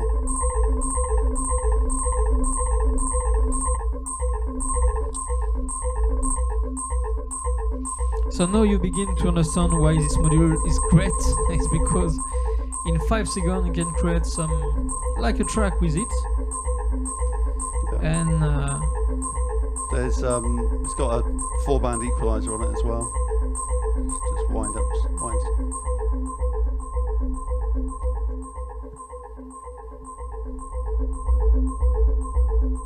Useful for kind of sculpting the sound a bit and making it sound just less like general MIDI.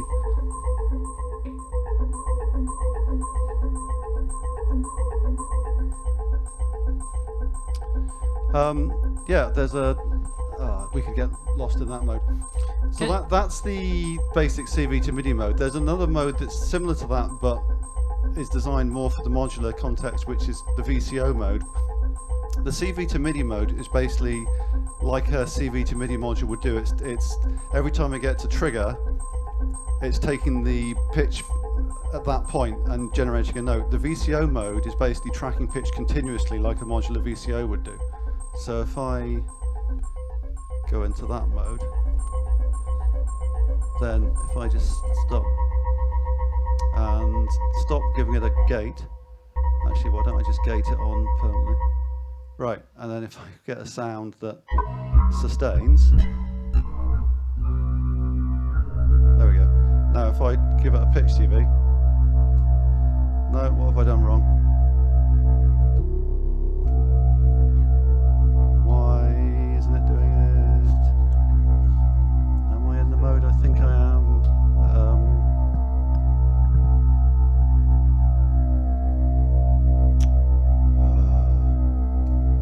Bear with me.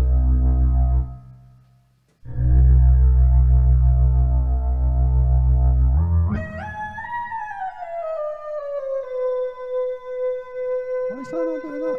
Sorry, this is ridiculous.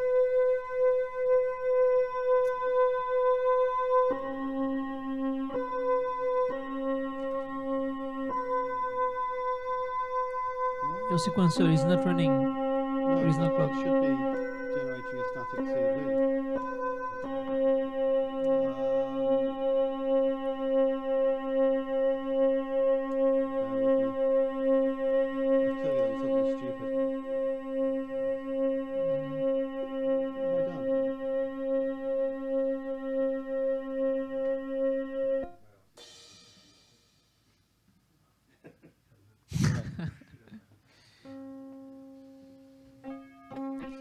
Et oui, parce qu'il n'y a pas que des sons de musicaux, il y a des batteries aussi dedans.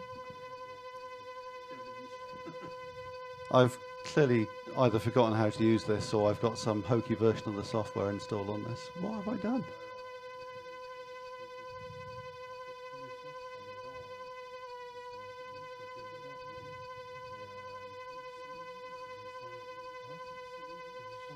Oui.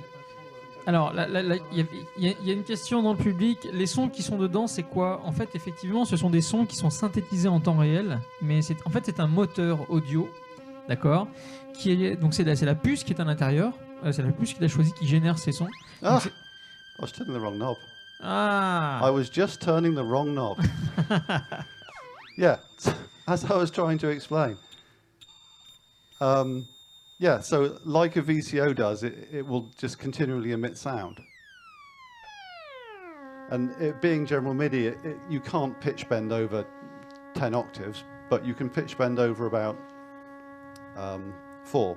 So if it restarts the note occasionally if it needs to, but otherwise you can basically just give it any old CV, and now you've basically got a sound source.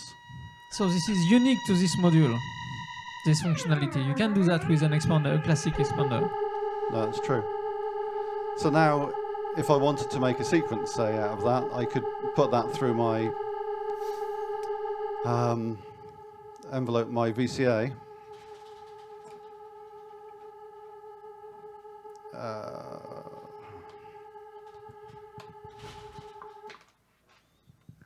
I've unplugged too many things there.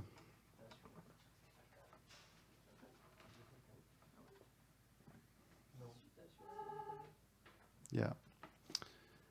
Okay.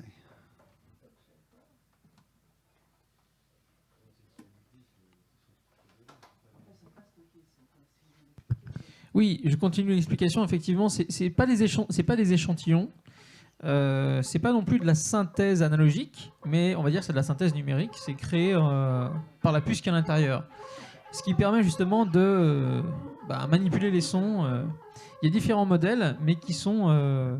Après, je pense qu'il y a peut-être du PCM dedans, parce qu'on peut faire du piano. Je pense pas que c'est de la synthèse. Je pense que ouais, peut-être. Mais en tout cas, c'est un mélange des deux.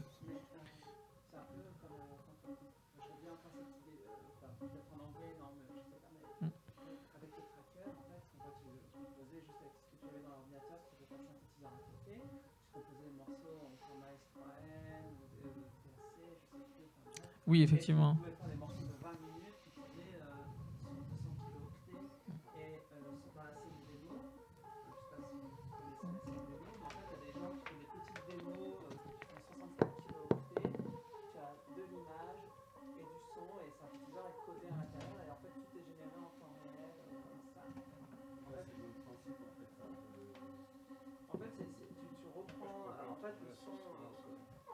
Là, en fait, si tu veux, le son donc c'est généré par cette puce qui a vraiment sa propre personnalité.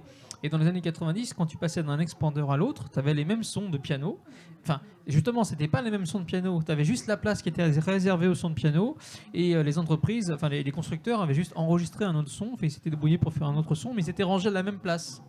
De cette manière, quand tu lisais un fichier MIDI que tu avais programmé avec les bons numéros de sample, tu retombais sur tes pas. Oh, nice. Okay, so what I've done here,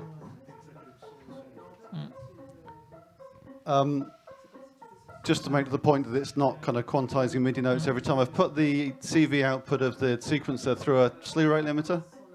Yes. So now I can get the kind of glides between notes that you would get. But all the sounds coming from the general CV.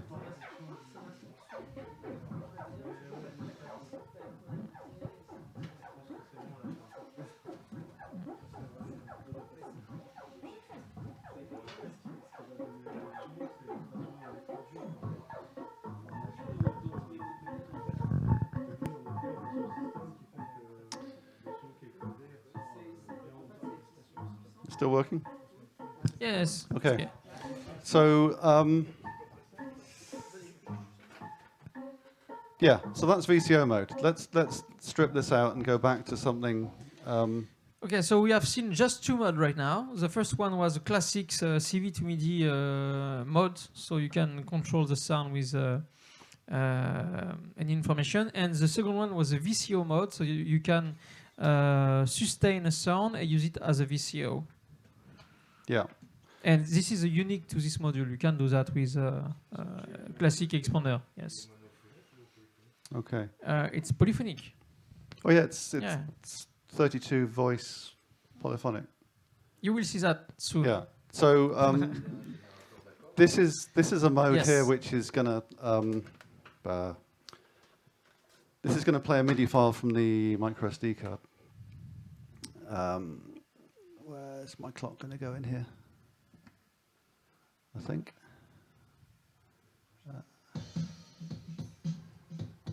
Okay. Yeah. Thank you. So the clock's coming from my LFO here. And it's just playing those files off the card. And I can...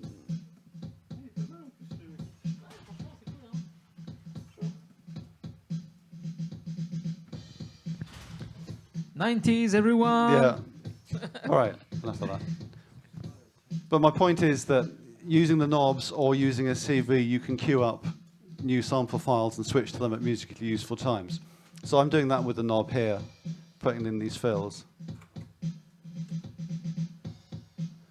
But there's a CV for that as well, and that's mapped in such a way that if you've got a MIDI keyboard or a MIDI or a CV keyboard or a CV sequencer, then it's one semitone per file. So you could easily, I don't know, have your Metropolis or Rene or whatever sequencing up transitions between these MIDI loops.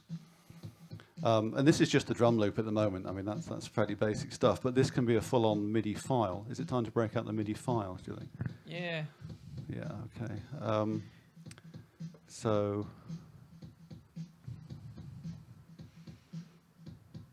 So Okay. this loop. So with no apologies for anybody's copyright they have on these files, because I just got them off the internet. Where are we going?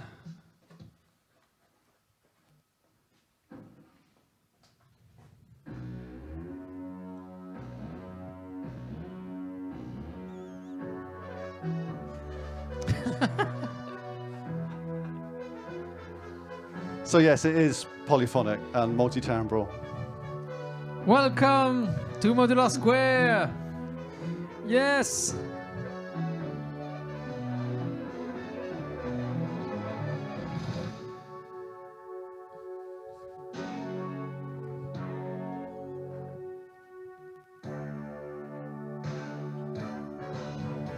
Yeah. Anyway, so you get the idea. You can play any MIDI file you like, as long as if it's a general MIDI file, it'll set up all the sounds and the... No, you can. The question was, can you treat each voice separately? You No. can't. No. Can you use a filter in this You mode? can... Well, there are a number of answers to that question. You can control the overall effects and overall EQ still while there's a file playing. You can't control things per voice. Well, you can actually. I haven't put that control in yet because it would be a bit fiddly, but you could easily put that into the MIDI file. So, you know, as part of the general MIDI specification, you can adjust the filter settings of each sound, and if that's in the MIDI file, then it will play that, and it will affect the sound. I haven't got any way to do that in real time at the moment, but it's not to say it's impossible. I just haven't put that in. In some of the other modes, I have got that available, so maybe it's time to move on to one of those. So yeah, MIDI file playback, useful for loops, useful for full songs. There are other modes that let you play drums. So there's one mode where all 9 inputs become drum triggers, basically. So you can control individually which drum sound it's going to play, the pan position, and the reverb and chorus send individually for each drum, and then just give it a load of triggers, and then it'll. Well, there's a fairly uninspiring bass drum, but this is where I would ideally have an. Oh, why don't I have my? I could break out my ES5, couldn't I?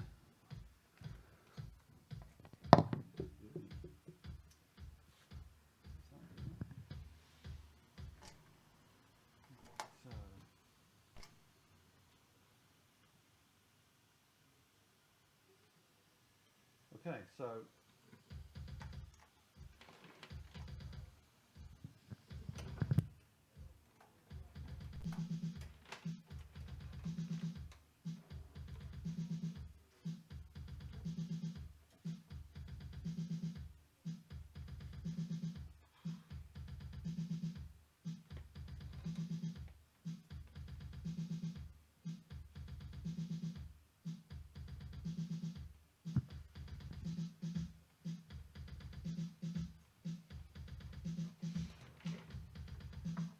my drum programming is not going to win any awards here, but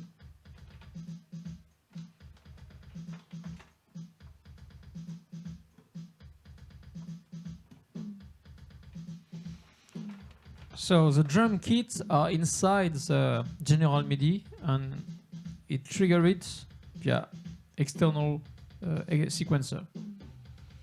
yeah. So I mean, I'm using a computer because this is the only sequencer I happen to have. But you could obviously, with a modular sequencer, you could totally do this, which would be kind of fun. So this, yeah, so in this mode, you've just got 9 drum inputs. There's another mode where you just have control over one drum, but you have a lot more control over what happens to that one drum. If I...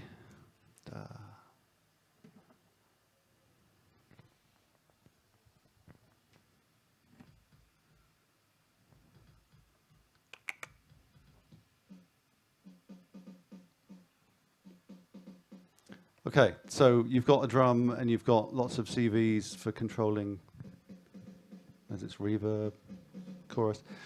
Now, I made the point earlier that the kind of the MIDI pipe that's feeding the MIDI chip is much fatter than just a MIDI cable is. So that means you can take the trigger rate up really quite high, including up to audio rate.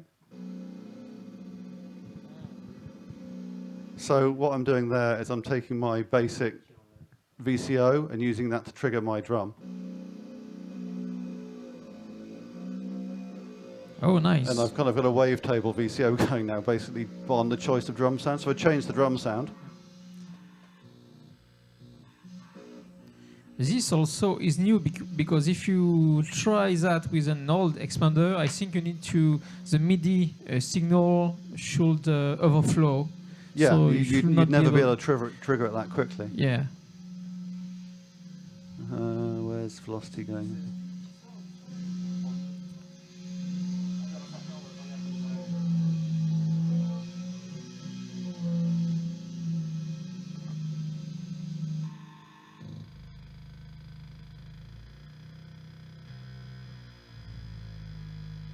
Yeah. Lots of fun to be had for that. Ouais, en fait, il est parti d'un son de batterie classique qui retrigue très très vite. Et donc, à vitesse audio, ce qui fait que tu n'entends plus vraiment le son, ça devient un son continu et tu peux t'en servir de manière créative. Hein. Oh yeah. So that's an LFO on the...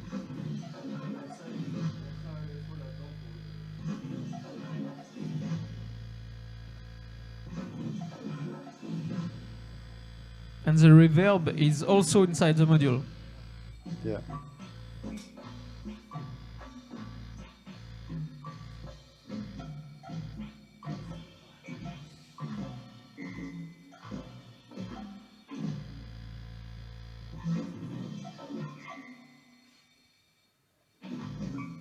Anyway, nonsense, but it was good fun. Now, my favourite modes on this are the chord and arpeggio modes. So let's just turn this on, and I'll put this into kind of automatic loveliness mode. which is that and that. And we'll turn up the reverb because it sounds nice. And then we'll choose some strings.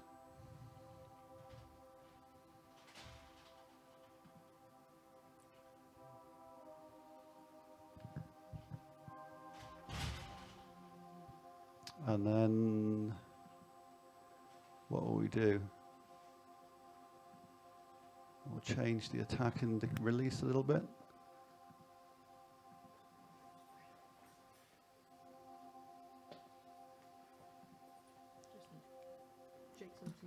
Okay. I turned it down again. We can turn it back up. Oh. Yeah, I don't think that the left output's not being heard. Yeah. So the left is this one? Yeah.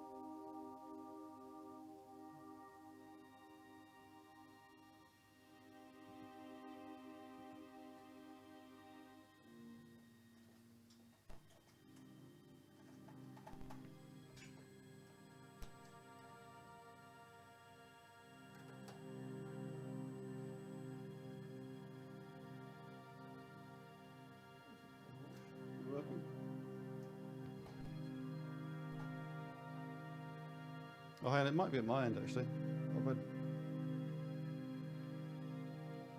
Sorry, it was me. Cable was out.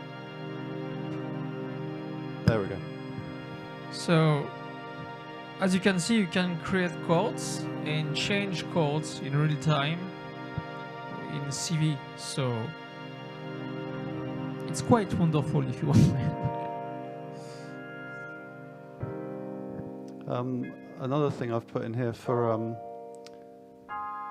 kind of percussive sounds, it's quite nice to spread the chord out a little bit. So.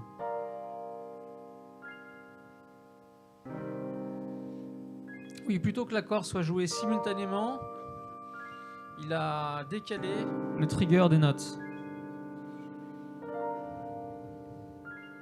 It's quite nice. With this mode as well, you can layer up to 5 multi-timbral sounds all playing the same chords. So if I put another one on,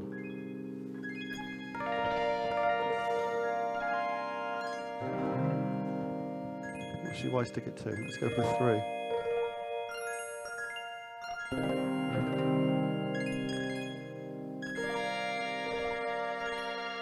Yeah. Je crois que ça mérite des applaudissements quand même, parce que là, on a... Well, thank you. So yeah, it's kind of, not a lot of modules will do that, I would say, by themselves. Yeah, and if you don't like it sounding quite so bright, let's get the equalizer out, wind down the treble. And there is also a very good filter, by the way. It's a digital filter, but the sound, when you when the resonance is quite high, the sound is 19, but very good. And you can save all of this into presets. Like this, you can Yeah. recall instantly the mode you prefer. Yeah, that's worth mentioning. Okay, so that's... I might save that, actually, quite like that. Okay, so that's saved. The related mode to chord is the arpeggiator mode. If I give that a slightly faster clock. No, not that one. Let's take that one out. Boom, boom, boom, boom. That's super high.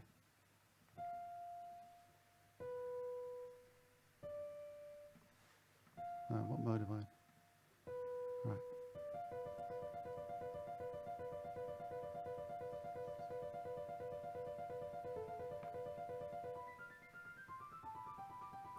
So there's lots of different reverb arpeggiation modes on this. Let's go up and down.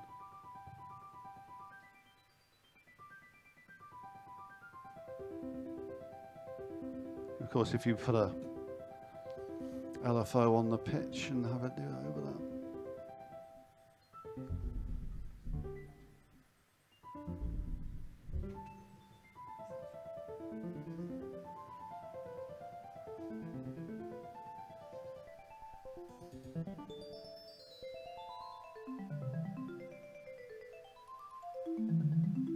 And change the key and the scale.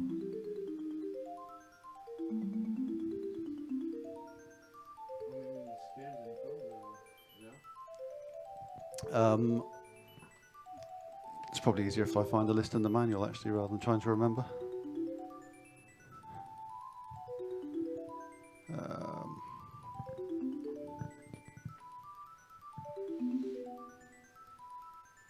Don't seem to have a list.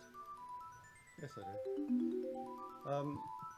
So you've kind of got there's three things that interact before actually. So there's the keys, so that's like whether you're in C or D or E.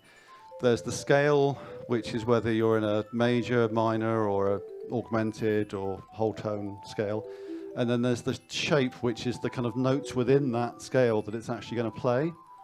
So that's like triad or ninth chord or just octaves.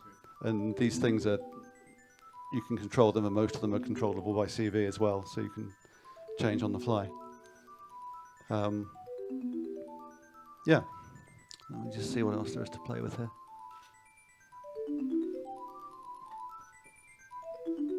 Oh, I quite like turning on.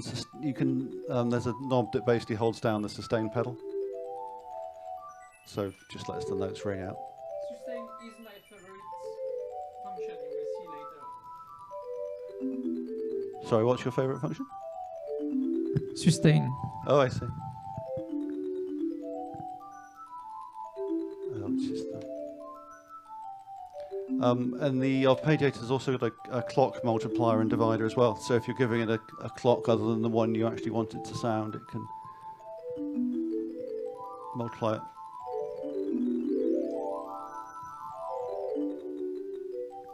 Or divide it.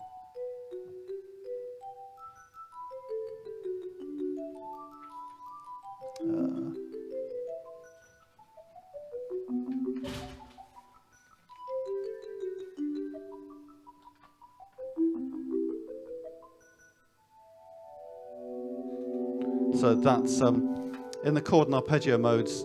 There are general MIDI functions that let you kind of tweak the envelope of a sound as well. So you can take what would normally be a percussive sound like this marimba, and I've just turned the attack time up so you get a much smoother attack on it. So that's just sitting there and kind of playing interesting sounds at you now.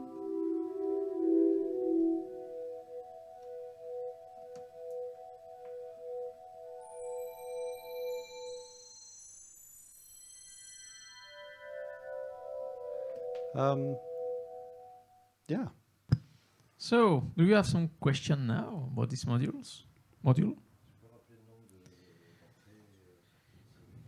Oh, then okay. So, when you look at the module, to the left, you have to the right the number of input and output. You have left and right, so audio left and right there. That's the outputs. Yes, Yeah. outputs. And there you can, it's all trigger or CV. So the way they're divided up, L and R are the two outputs. That's stereo audio output. X and Y are trigger or gate inputs. So that's whatever function is either going to be on or off, like a clock or a sustain or a trigger. The other inputs numbered 1, 2, 3, 4, 5, 6, 7 are actual CV inputs. Now sometimes those are also being clocks, but most of the time those are CV inputs that control some parameter of the sound, like the pitch or the key or the whatever else is going on. So you can add an additive mode to with sound as sound base, because we have a lot of polyphony. So Okay. we can spread all the voice on different harmonics, for example, or something like that. It could be a mode, another mode. What do you mean with different outputs for different harmonics? Is that what you mean, or? Each voice, each. Oh, or like level controls for each. Yes, for example. Yeah, that would be possible, I suppose. There's a lot of CV inputs on it, I suppose. You could do that. At the moment, the relationship of the CV inputs to particular functions is fixed, but that's on my list of things to change quite soon, is to let the user completely control what CV input controls what parameter. I think that'll make it a lot more flexible. Donc si vous avez, en fait, tout à l'heure vous vous rapprocherez pour voir l'écran, comment c'est présenté. Mais c'est vrai que pour l'instant il faut tourner un bouton et instantanément ça change toutes les entrées. Mais bientôt il va rajouter un mode custom où on pourra justement se mettre en façade exactement ce qu'on veut en fait. Donc si on veut juste avoir une entrée pour le pitch, juste avoir une entrée pour le filtre, on pourra tout mettre comme ça, on n'aura pas à naviguer à gauche à droite sur le. Donc ça va être super intéressant. Mm. Where is actually the bit center, the resolution of the sound?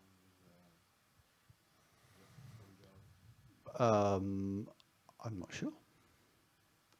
In terms of what I think it's, I'm not even going to guess actually. I don't honestly remember reading that. It's just on this chip, right? So Very proper. yeah, it's a nice sounding thing. I honestly don't know. It might be in the data sheet for the part, or it might not be. But it sounds good, especially once you put it through a bit of modular filtering and stuff. It sounds plenty good. And I guess the last thing to mention about this guy is that the MIDI breakout that I originally did for the disting also works with the general CV. So you can actually plug a MIDI cable straight into it, and then you've got direct access into the MIDI chip.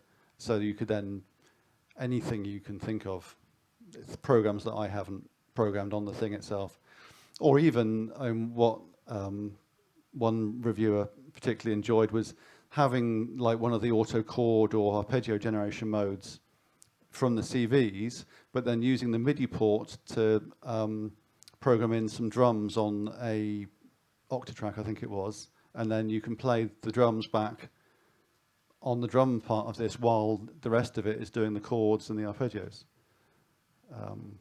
which is kind of useful, potentially. Oh, there is, yes, how many effects? There is only chorus, reverb, and that's all. They're called reverb and chorus, but reverb can also be a delay, and chorus can also be other things. So if I remember where they are. So basically, the thing they call reverb can be one of room 1, room 2, room 3, hall 1, hall 2, plate delay, and pan delay, which is a nice ping pong. That would be a good test of whether both of your speakers are actually working. Yeah, no, well, we will do that later. Yeah. I think. And then on the chorus mode, you've got chorus 1, 2, 3, 4 and flanger, and that can also be a short delay echo thing as well. And with the effects, it's playing one effect at a time, or it could be static. It's one at a time, and it applies to everything according to how much the send is. So on most of the modes, you've just got like an overall reverb or chorus amount. And in the drum-specific mode, you've got that controlled per drum. So you can, the classic general MIDI thing to do is to put the snare drum by itself through a big reverb, and then everything else through a chorus or something. And that sounds good. On a fait le tour sur ce module? I haven't talked about the FH1. Yes, sure. Maybe we should take a break. Yes. We will make a new pause, and after that, we will still have 2 products to speak about, and it will be time to play then. So let's go back in 10 minutes. See you.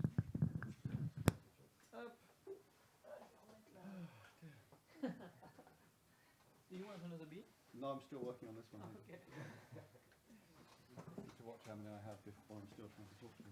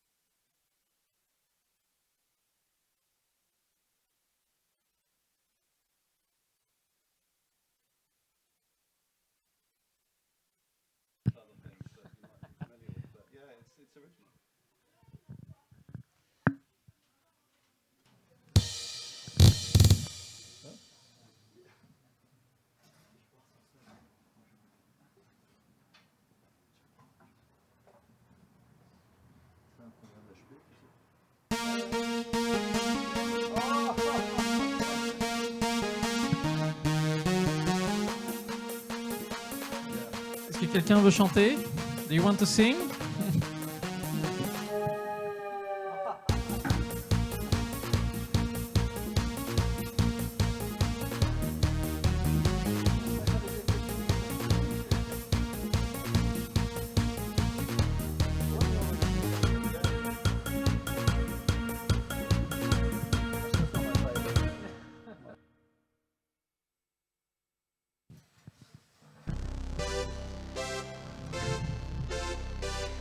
And we are back to Modularsquare.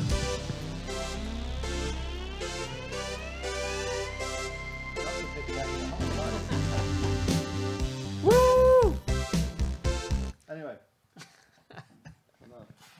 Okay, so last. What else is there to talk about? The FX Yes, we have two things to speak about. The last one, which I are think, both to do with MIDI. yeah. Oddly. Mm. So the first thing, well, let's talk about the FH1 because it's another big tool and something very great to use in a modular system right now. So please explain what it is. Okay, so the FH1 is this guy here. It's a USB MIDI host module, which means that you can take a MIDI controller of any kind, as long as it's a class-compliant MIDI controller, and plug it straight in, and you will get CVs out of it. Let me just undo this cable.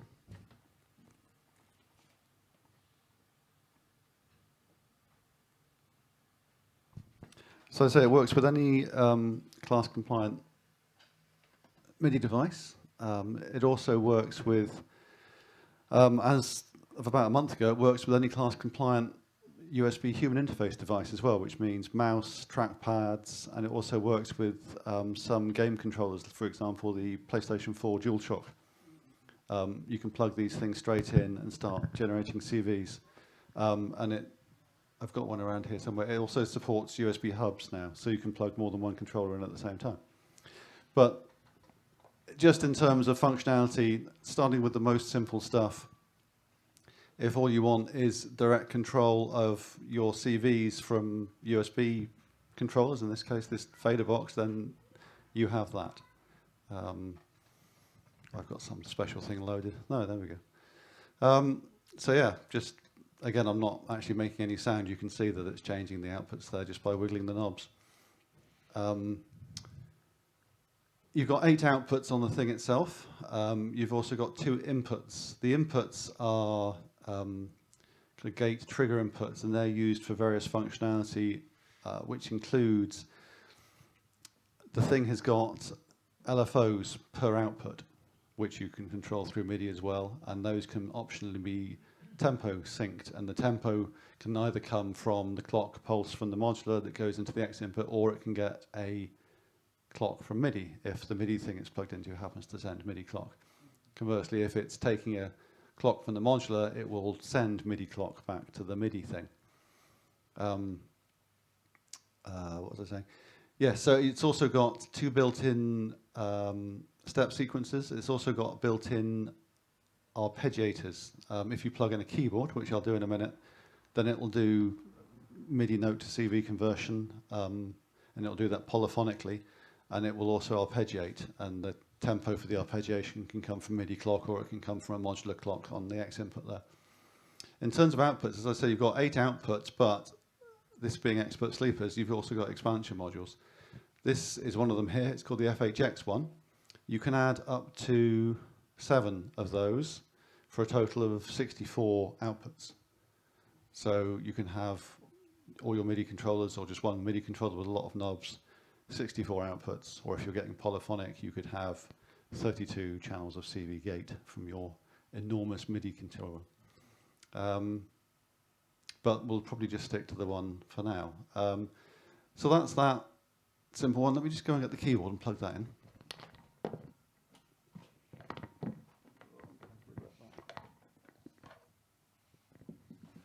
Donc je récapitule, c'est un module qui permet de brancher n'importe quel contrôleur USB dedans et de pouvoir utiliser ça avec le modulaire. Et avec tous les contrôleurs qui sont sortis ces dernières années, il y a de quoi faire.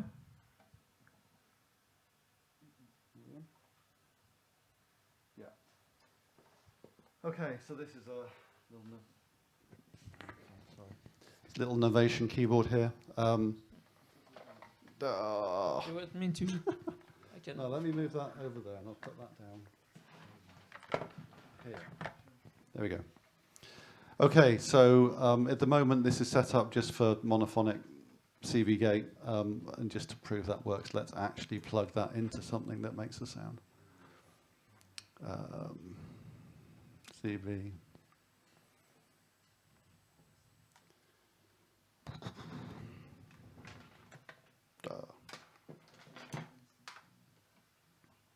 Gate.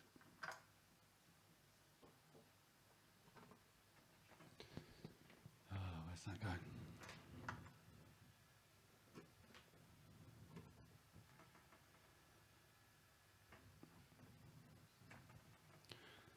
No.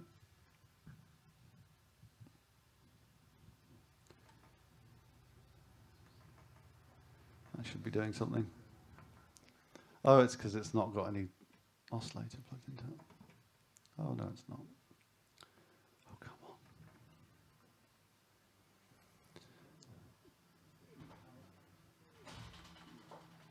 So slick, it's painful. What have I not done?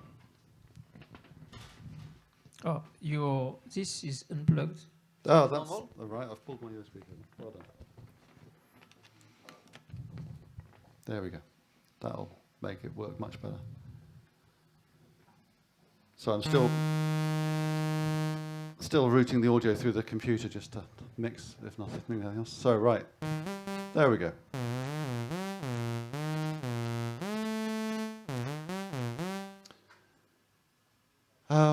MIDI to CV conversion. Not quite sure why there's so much portamento there. I remember plugging that in.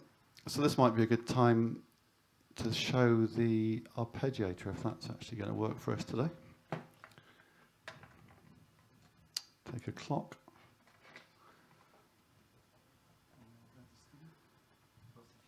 Actually, no.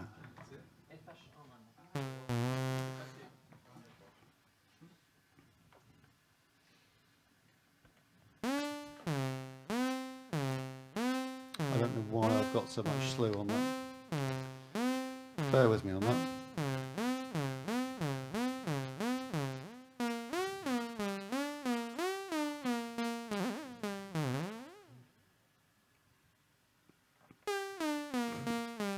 No idea. I'm not going to spend time debugging that right now. But so as well as taking clock from the modular and MIDI clock, the thing's also got its own internal clock, which I'm controlling here. And then that's arpeggiating the notes I'm playing.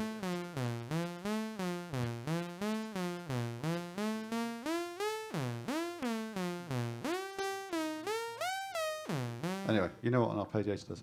So that's the module itself doing the arpeggiation. It's not the keyboard.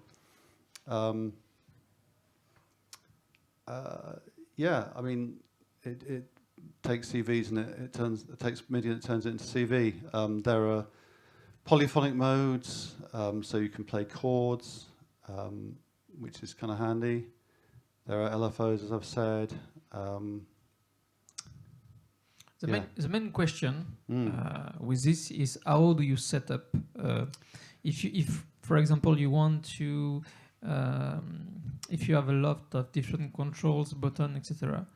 Because there you have plugs, it's already on some outputs, but how do you choose which controller you want on each? Okay, so the way it works, or certainly the way it started working when it was released, is that it has some preset functionality on all the different MIDI channels and all the different CCs. And depending what MIDI channel and CC or note you give it, then it affects what you get. So for example, in the default setup, notes on MIDI channel 1 give you CV and gate out of this pair of outputs. Notes on MIDI channel 2 give you CV gate on this pair of outputs. Notes on MIDI channel 15 give you polyphonic MIDI CV. And then CC1 is output 1, CC2 is output 2, and so on. So if kind of the built-in default functionality maps to what you want, then the easiest way to set it up is just to go into your MIDI controller, which is often editable either in the device itself or with some slick thing that Innovation or Korg have written, and change the MIDI that this is sending to match what the FH1 wants. That's generally the easiest way.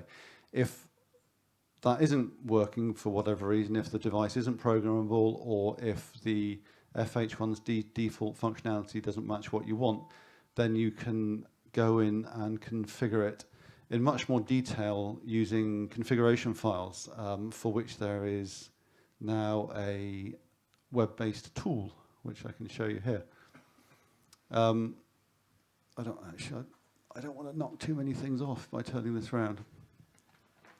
There we go. So, I mean, you can see just how much stuff there is potentially to configure here. So the first screen is MIDI to CV converters, their MIDI channel, the note range, so you can do keyboard splits to set up certain outputs to only generate notes over a certain range of MIDI notes. You can control completely where the different CVs come out. So CV gate, you can have velocity, release velocity, trigger, and aftertouch outputs. And then if you go into polyphonic, you can change the voice allocation mode and other bits and bobs. Gated aftertouch is one possibly worth mentioning. This will work with some of the new controllers that support the so-called MPE, or multidimensional polyphonic expression, including the Linstrument and the Rolly blocks things. And with those, it's often nice to map a kind of pressure to a VCA input. So you can kind of, rather than using an envelope generator, directly control the level of a sound by pressing. Some of the things, especially the Rollies, they tend to, if you do that, but then you release a note, it'll leave the aftertouch hanging rather than returning it to zero. So this has a built-in function to, when you completely release the note, zero the aftertouch. Technical detail, but it makes it much more usable with those particular controllers. So that's all the MIDI CV conversion options. More options for the arpeggiator. Then for each output, of which there are potentially 64, don't forget, you've got CCs to control the level, the LFO speed, whether the LFO is tempo clocked and what relation to the MIDI clock the LFO clock is, and then levels for the different LFO wave shapes. Each output also has a smoothing control, so you can have kind of slew or jumping under MIDI control. Yeah, there's just a ton of stuff. And then once you've done this, as you kind of change what you want to happen, this generates this little script file. And then you can either take that script file and put it on a memory stick and stick it in the front of the FH1, and it'll take it that way. Or if you can connect the FH1 to a computer, you can just sysx, system exclusive, the thing straight to it, which is a lot quicker. Which brings me to the next point. Because the FH1 is a MIDI host, you can't plug it directly into a computer, because the computer is also a host, and a host can only connect to a device. So the point of the FH1 is that it is a host, which means if you haven't got a computer anywhere near, you can still plug in all these MIDI controllers and have lots of fun with your modular. If you want to connect it to a computer, you need a thing to bridge the fact that you've got two hosts that want to plug into each other. And the most convenient thing I found is to use something like this, which is a box made by a company called iConnectivity. And that basically is exactly what I just said. It has two device ports on the front, and you can connect a host into each of those, and then it just routes the MIDI from one to the other. So you can effectively just plug the computer straight into the FH1, which was super handy for system exclusive for updating it, but it also means you can just use that as a MIDI to CV converter. If I unplug the keyboard and plug in, let's...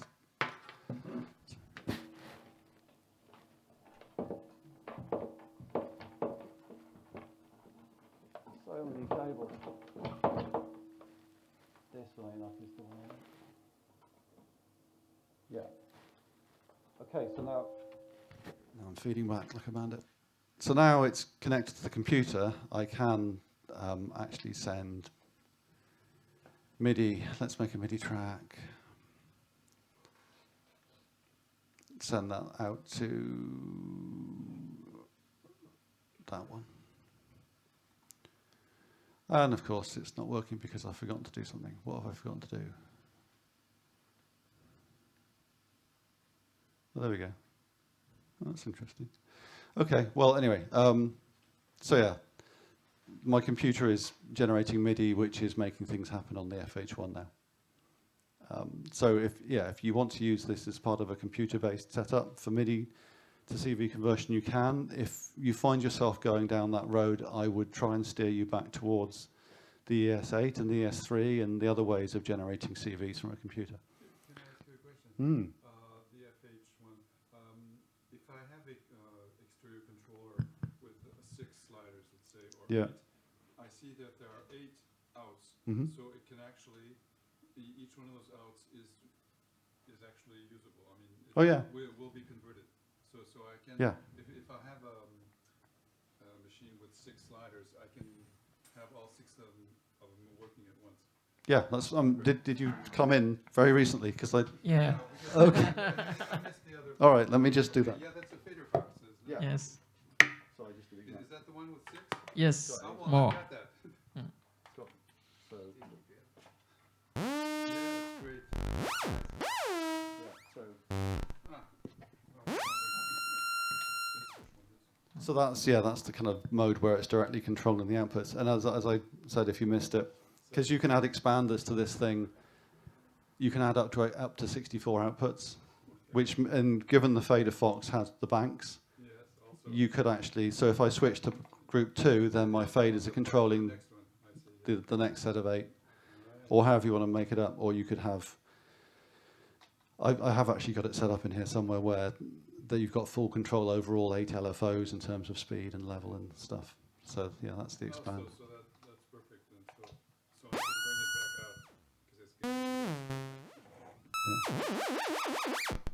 out. Yeah. Perfect. No worries. So yeah, the FH1, I guess it's back to my kind of useful but not terribly exciting to talk about modules, unlike the general CV, which is exciting to talk about. But it is a very, there's a lot in there. It's very useful, and it's very very useful. connected to those days, because today there is so much USB controllers that you can buy for nothing today, so that you can. Yeah. It should be cool to use that. It's. I mean, I guess one of the part of the thinking behind it was that you can get these really nice USB MIDI controllers, and they're so cheap and powerful, and it means that you can have all your knobs here rather than under all your wires, which is a bit of a boon. And also another very popular group of people. Another popular use for the FH1 is to connect to something like that. It's a Digitac from Electron, yes. Yeah, or any of these kind of standalone groove boxes like an Octatrack or anything like that. Often people have these things because they don't want to make music with a computer, they just want to have one of these groove boxes. But with a USB connection, you can connect any of those things to the FH1, and then you've got all these CV outputs all of a sudden connected to your Octatrack or Digitac. And it's very interesting in a live situation when you want to bring with you the less stuff as possible. So if you take, for example, the Digitac from Electron, which is a very small unit, you have a very big, very interesting sequencer into it. So yeah, it's a banger to be able to use that into the FH1 and to control your modular. Like this, you can have your complete show into the Digitac and just bring 2 things. So yeah, it's fantastic. Possible with the OP1 also, the teenager. Yeah, the OP1 does connect. I think that was one of the, back when the FH1 first came out, that was what people were asking about. Yeah, it does. It works also with Wi-Fi, MIDI, and MPE. Not Wi-Fi. Well, Not Bluetooth. Bluetooth. Sorry. yeah, Bluetooth. I didn't actually bring it, but I posted some videos on YouTube just recently. You can get very cheap Bluetooth dongles. So you just plug it in there, and then you can connect Bluetooth LE controllers. Like I forget what the one was on the YouTubes, but the Rolly blocks actually work with that as well. So you can have what was it? Korg Nano Control Studio. So you can have a wireless controller controlling your modular, which again gets you even further away from wires. Though I'm not sure I would actually trust using Bluetooth in a live environment, because it just takes somebody else to bring out a Bluetooth controller and start controlling your rig. But yeah, it does do that. Okay. Do you have some question about this? It's still clear for you? Okay. Synchroniser la clock aussi avec l'appareil stop. Yes, you can synchronize clock because you have input into it, like you say at the beginning. So you can, if you want to synchronize clock, you can. Yes. So yeah, so the clocking options you've got are, it will receive MIDI clock, it will send MIDI clock, it will take a clock from the modular, and it will also generate its own clock on a kind of just on a BPM dial. So you could use that as the clock source for everything else, including MIDI, or you could have it clocked from something else. Yeah. Okay. We have one last things to show you, and it's not like Apple things. It's one last thing. It's quite interesting thing to have also. So I show to the camera. So can you explain what it is and why you made this? Okay, so this is it's called the USAMO, which stands for, or in theory it stands for, Universal Sample Accurate MIDI Output. So this is basically, it kind of borrows the same technology as the MIDI expander for the ES3 and ES5 that I alluded to earlier that I don't actually have in the rack.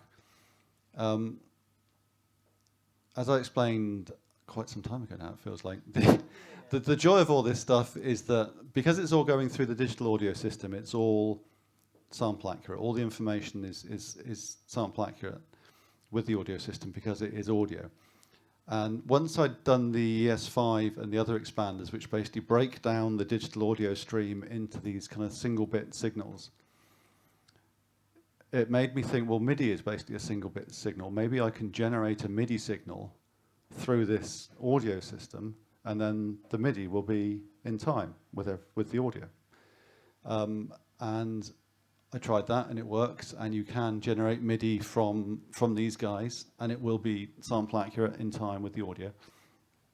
And that is still a very good way to go. The reason this exists is that I guess this is for people who don't want to buy a Eurorack case to put this stuff in. So this just takes a power input and a 1/4 inch audio input, and it has a MIDI output on the front, and you run my plugin in your DAW and you send the plugin's output to here over an audio connection. Any audio connection, doesn't have to be DC capital or anything special like that, and then you get a MIDI signal out the front that is sample accurate and in time. Yeah, so I'd say if you've got this stuff, or if you want this stuff, or if you want lots of outputs, then the stuff I make that works in the Eurorack format is going to work better for you. But if you haven't got a case, or you just want to give it a try, and you've got a spare audio output, then this by itself does the same job, gives you a perfect MIDI output. Yeah, and that's what it does. It's not, I guess it's important, unlike other devices on the market, this is not just a clock. This is actually a MIDI port which will send any MIDI you like. So you can use it to sequence notes as well as just clock other devices. And it will send a full 16 channel MIDI stream down it, but don't, because the whole point of MIDI is it can't do that in a timely manner, which is why we're doing this. The reason we're doing this in the first place is to make everything in time. And the only way you can possibly have anything in time in the land of MIDI is to do one thing at a time. So one clock or one stream of notes, any more than that, you're not guaranteed in time. So clock and notes, probably not going to be in time. 2 channels of notes, one of them is going to be out. So one MIDI port per device is your absolute optimum.